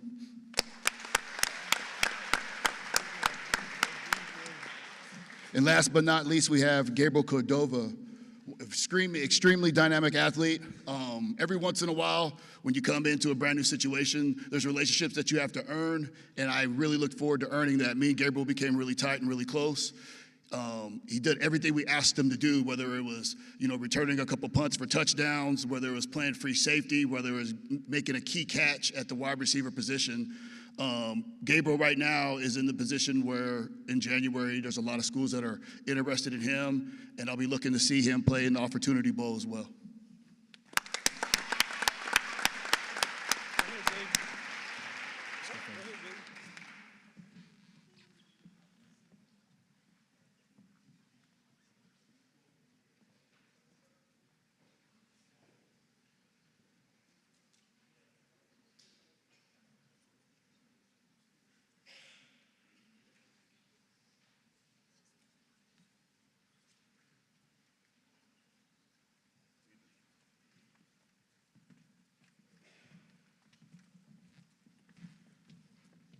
Good evening, everybody. My name is Sean Freeman, head coach at the Tempe High School, home of the Buffaloes. I want to thank the All-City Committee for putting this on once again. Shout out to my AD, Shelly Arredondo, my offensive line coach, Dr. Madore, Dave Huffine, I see you over there.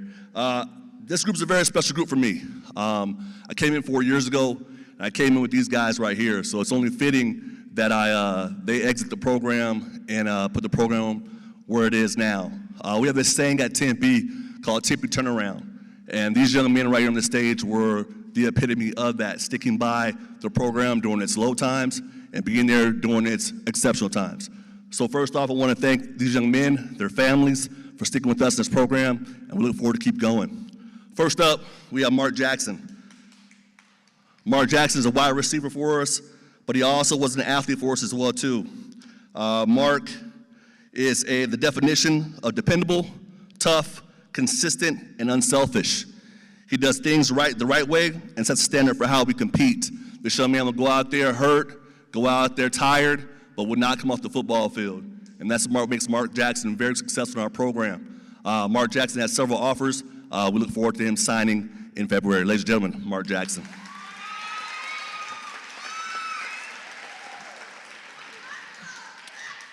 Next up, cornerback Ethan Thomas. Ethan Thomas is a relentless competitor.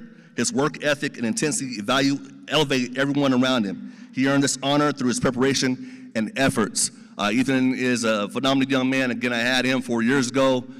He rose to the occasion when I asked him to. This is Ethan's first All-City. He's also All-Region cornerback as well, too, first team All-Region, and Ethan will be going to school for engineering. Ladies and gentlemen, Ethan Thomas.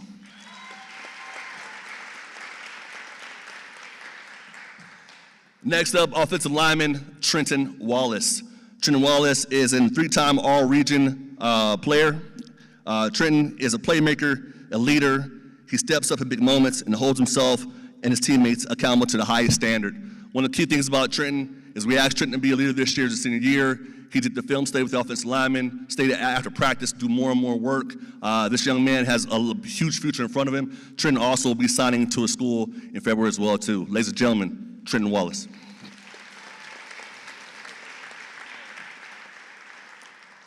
Next up, senior linebacker, three-time All-Region linebacker, Jaden Chavez. Jaden Chavez is our captain of the team. He plays with heart, grit, passion, toughness, and willingness to do whatever it takes to be the best. Jaden wrote me a long email or text message this summer saying where he wanted to accomplish his goals for this year, and he manifested that. Over 100 tackles in the season. One of the best players in 4A. Jaden Chavez also will be signing to a school of his choice in February. Ladies and gentlemen, Jaden Chavez.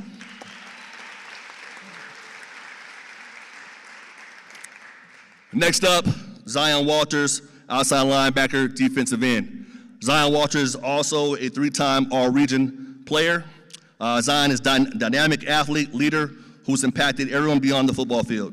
His All-City selection is well-deserved and a proud moment for Tempe High School. Zion is one of those young men who, when you ask him to do something, no questions asked, he goes out there and does that. Zion also just signed his letter of intent to play next year at Southern Utah University. Congratulations, Zion.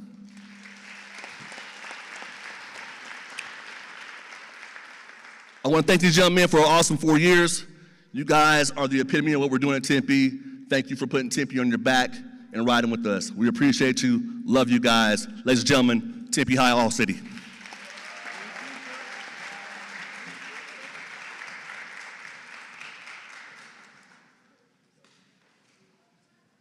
Next up, we have flag football, and that will be followed by boys beach volleyball.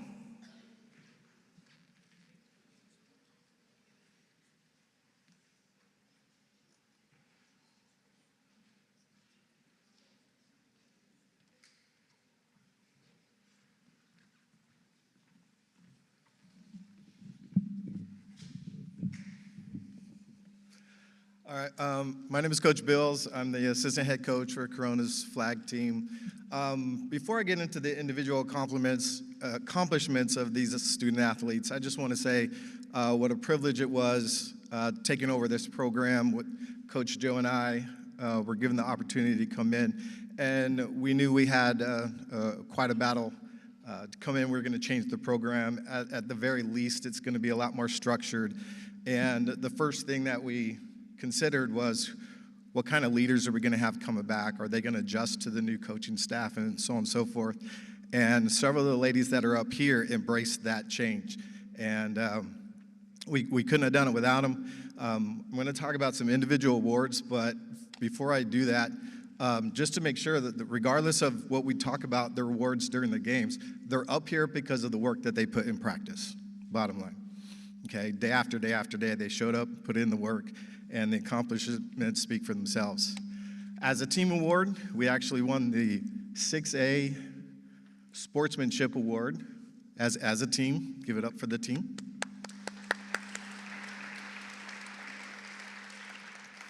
One of the young ladies couldn't be with us tonight. Her name's Harper Thorne. She was third in the region with 93 flag pulls.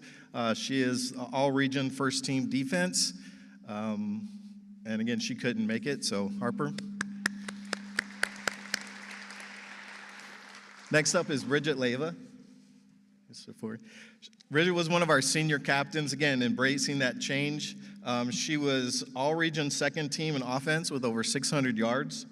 And she was also all-region second team on defense with over 60 flag pulls.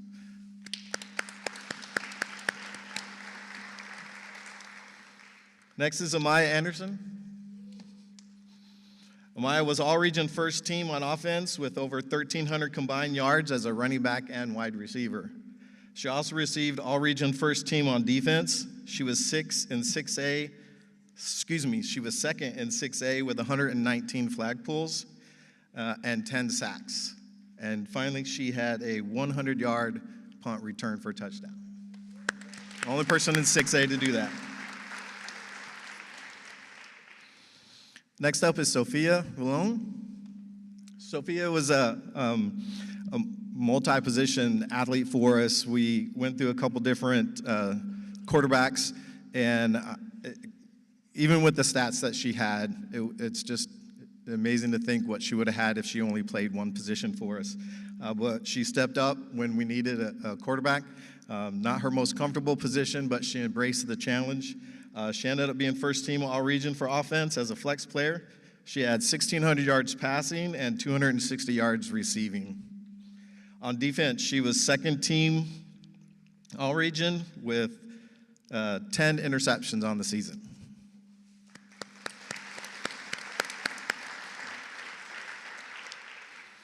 Next up is Eliana Gamero. She's actually new to flag football as our kicker. She was all-region second team punter with a 28-yard average. And as a place kicker, she combined for 51 points with both field goals and extra points. Second in the region with extra points made.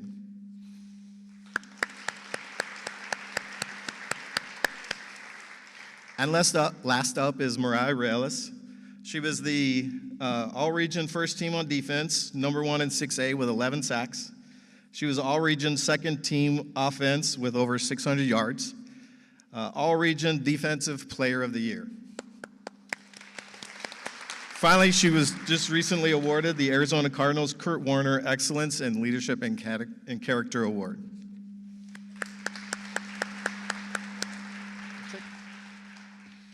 Thank you.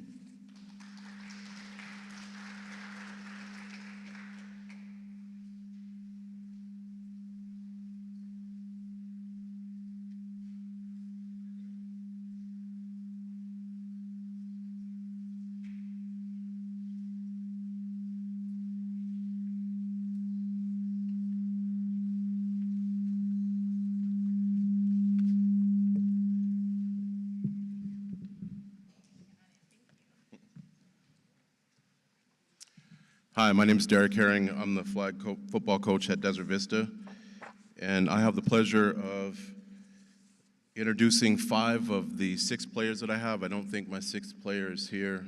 She's playing basketball as well, so she might not be here. I'll start first with Alina Tonto.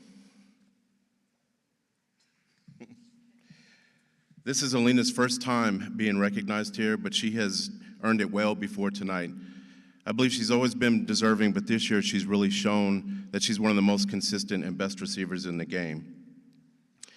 Clearly one of the most talented wide receivers I've had the pleasure to coach. I've seen her mature into a leader who's willing to play quarterback for us at a moment's notice to help spark our team in a playoff game. She did this without ever playing that position in a regular season game before and played it very well. It's very gratifying for me as a coach to see a player like her.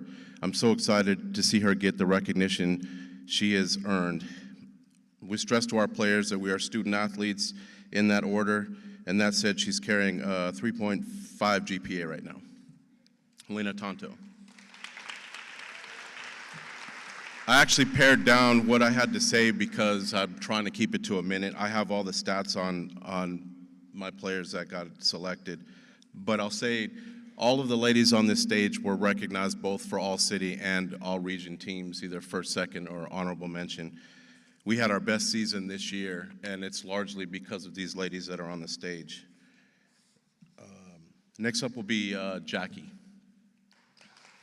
Jackie Jimenez, sorry. Jackie's an amazing three-sport athlete, and to me, quite simply, I think she's one of the best football players in the state, boy, girl, any level. She's incredible. This year, she had 3,000 yards passing and 1,200 yards rushing, accounted for 4,300 yards total and 63 touchdowns. With numbers like that, I don't think there's any doubt. She is, if not the best, she's one of the best players playing football here. Honestly, she's clearly one of the most gifted athletes I've ever had the pleasure to coach. That said, she's equally impressive how coachable, humble, and confident she is. She leads by example with a never-quit mentality and won't stop giving us everything she has until the game's over. She got hurt making a play on the last play of our regular season. It was unfortunate, but just her playing 100% until it's over is what she does. She intends to study business and play lacrosse at San Diego State University. She did all of this while carrying a 4.0 GPA. Jackie Jimenez.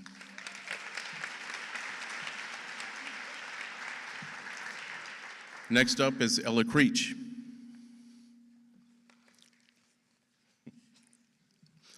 Ella's an absolute natural in football.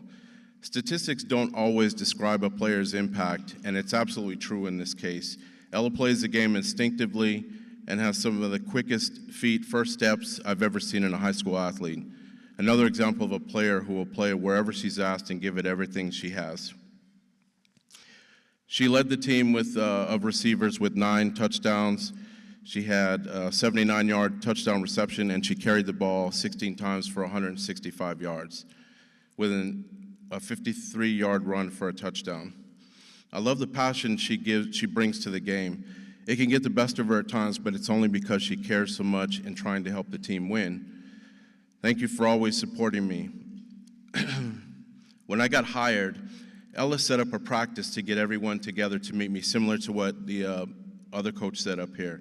It is very humbling to have somebody do that for you and show that kind of effort and thought on day one. She's completed 90 hours as an intern for the Varsity Sports Show and plans to study sports broadcasting or sports management. Her dream job is to be a sideline reporter for the NFL, and she's another example of a successful student athlete currently holding a 4.0 GPA. Ella Creech.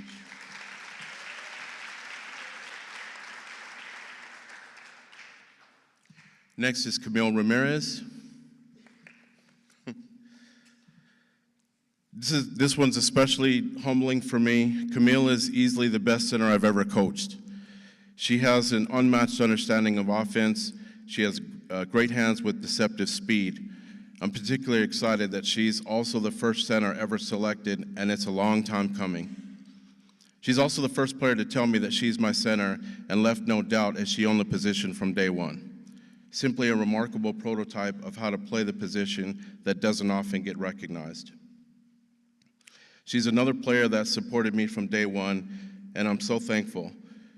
Voted a captain for the first time by her peers this year, she's also the player who played hurt. Didn't let me know till the end of the season, of course. And always gave it 100%. She also got my sense of humor. She has an infectious smile and personality, and has set a standard of style of play that serves as a benchmark for DV Flag. Another stellar example of a student athlete currently carrying a 3.66 GPA. I'm not sure of what she'll be in the future, but with her skill and attitude, I know it will be successful.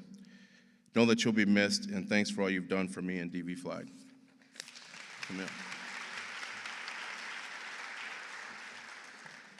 Next is McKenna Philpott. McKenna's another one of my day one players from almost 4 years ago. She's one of the most dedicated in my time at DVS. She's DVHS, sorry. She's a smart player combined with her drive and work ethic was a great fit at corner for us. Last year, she led the defense with 35 tackles, 24 of which were solo, and two INTs this year. This year, she doubled that with 54, had 3 interceptions. We didn't punt a lot, but when we did, she punted and averaged about 38.6 yards per punt. Really good at pinning in our opponents inside the 10-yard line. I think the most gratifying part for me about McKenna is seeing her grow personally as well as in the sport. She's a player who always shows up, works hard at practice, always develops her game on her own in the off-season. Her effort has earned multiple opportunities to play at the college level and is the first player recruited for flag football in DVHS history. An all-star off the field as well. She's on the honor roll and currently achieving a 4.0 GPA in preparation for college to study marketing or athletic training. It's McKenna Philpott.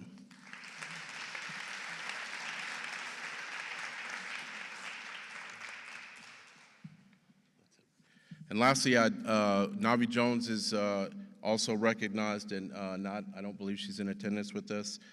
She earned a spot here last year. I'll just keep it brief for her to stay on time. Last year, she did earn her spot here, and she doubled down statistically for us. She had 12 interceptions where she had 7 the previous year. Not only the most in team history, but nearly 1 per game. She was only second to McKenna with 47 solo flags. Another great player who also exemplifies what we mean by student athlete. She currently carries a 3.5 GPA, and I think she's playing basketball right now. That's why she's not here. Please join me in celebrating all these fine Lady Thunder student athletes.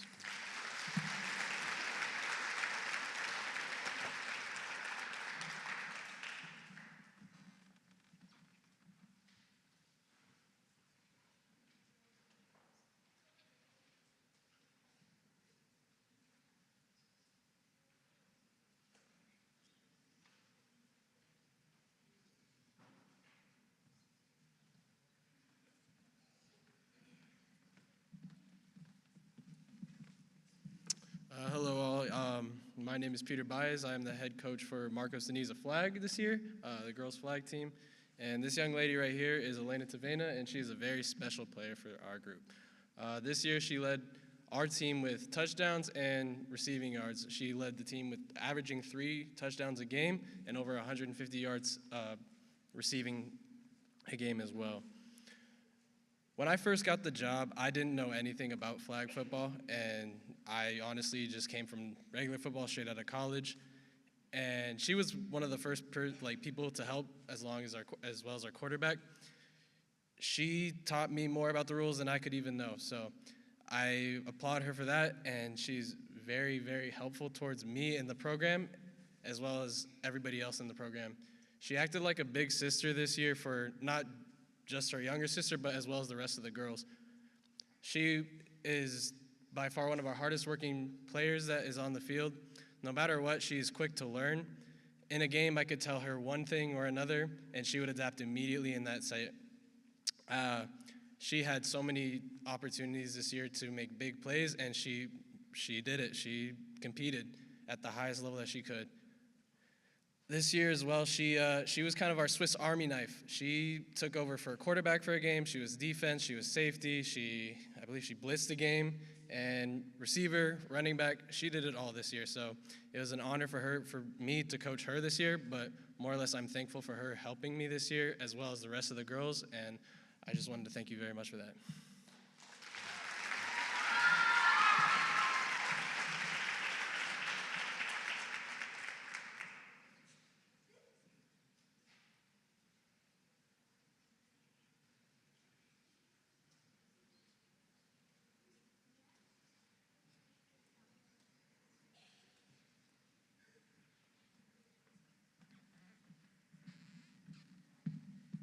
Good evening, everyone. My name is Sergio Ramirez. I'm the head coach for Mountain Point Pride Flag Football.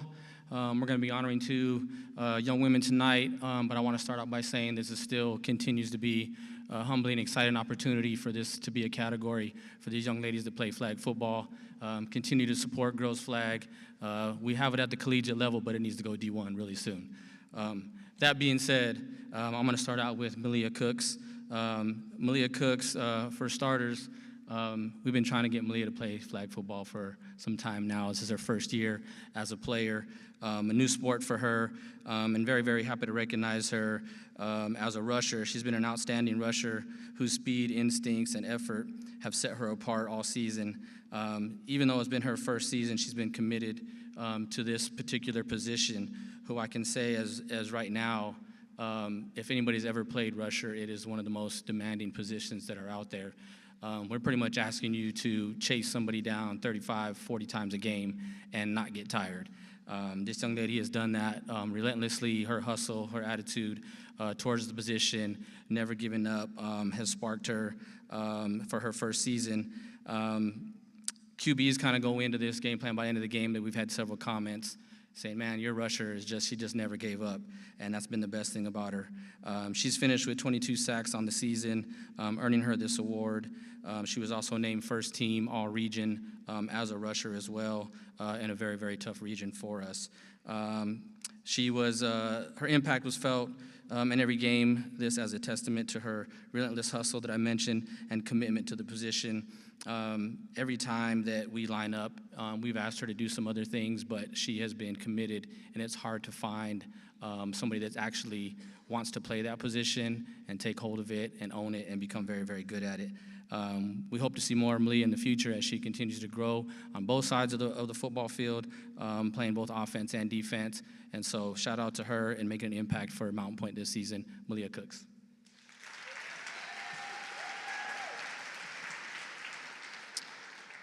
Next up, we have Amelia Mombrue. The most exciting thing about Amelia Mombrue in her senior season this year, it was a really standout season for us.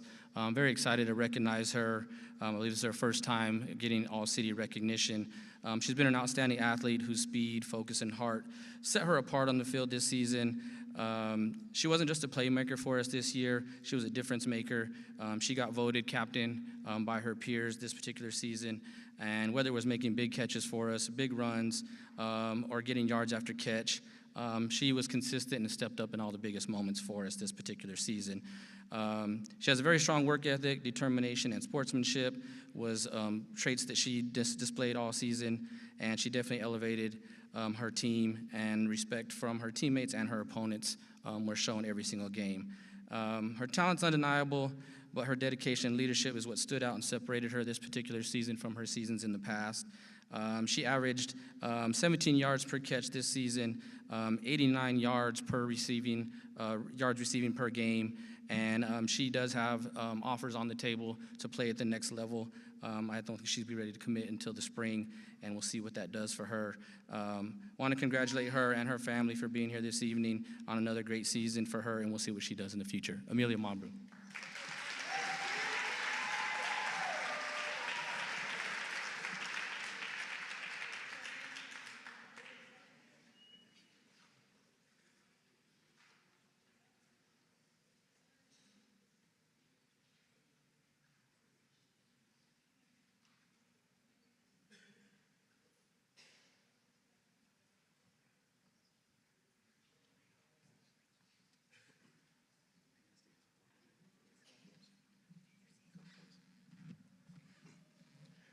Good evening, everyone.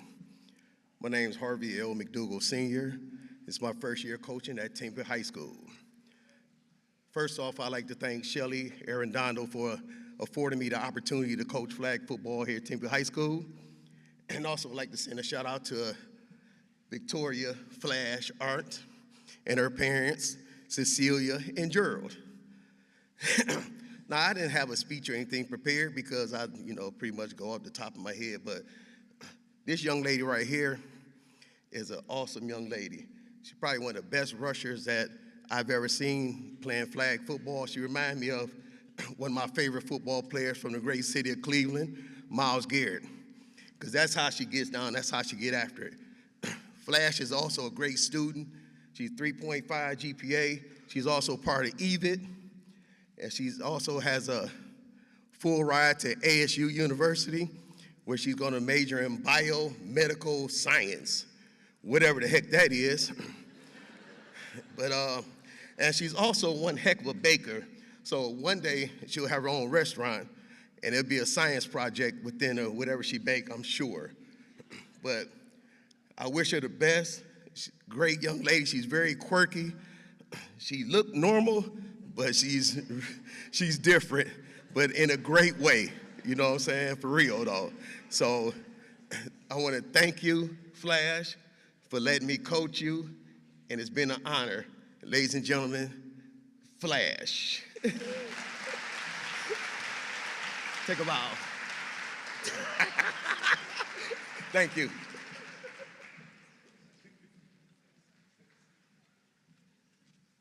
As we bring up the boys beach volleyball, I want to ask all the Tempe High athletic directors to come join me on stage over here. You're going to help hand out the plaques to the student athletes from your school.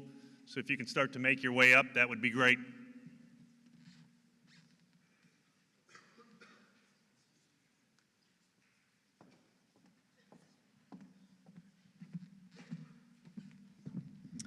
Hello, my name is Maddie Noble, and I'm the head coach for the boys beach volleyball at Corona del Sol.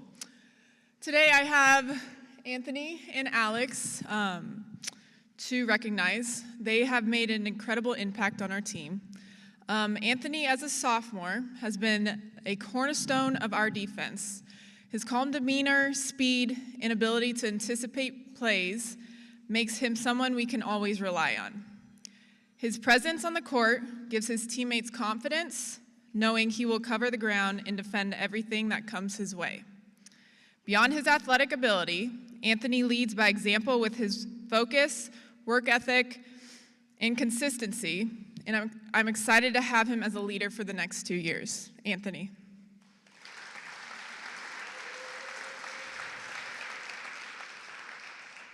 Next, we have Alex. Alex is a senior. He is a standout not just on our team, but across the state. He plays with rare confidence and competitiveness, turning ordinary plays into momentum-changing moments.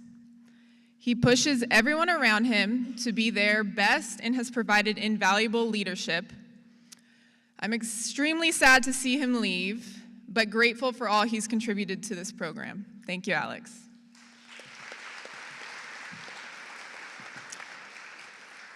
Anthony and Alex showed what true teamwork's like, combining strengths, trusting each other, and playing with passion. They leave a lasting mark on this program. Thank you, Anthony and Alex, for your dedication, leadership, and incredible impact on this team. Thank you.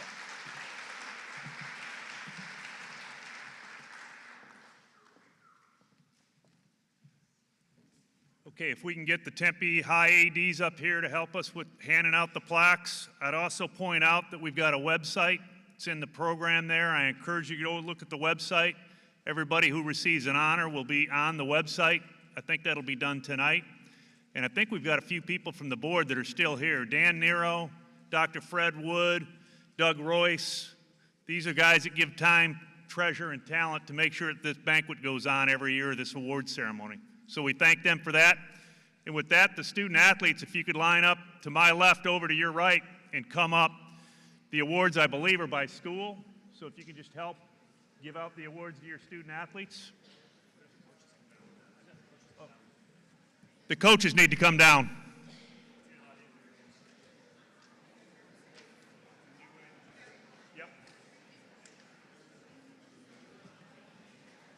Thank you all for attending. Drive safely getting home.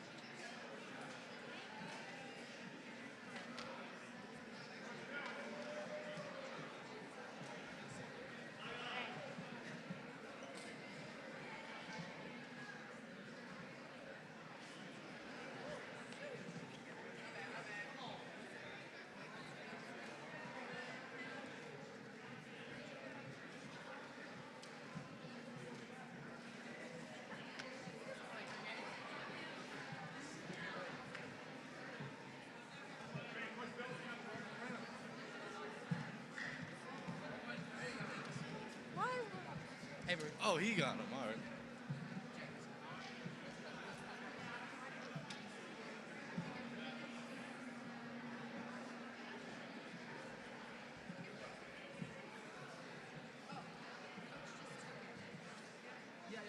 I got it. Yeah, once they call coaches up, I can. Thank you, though.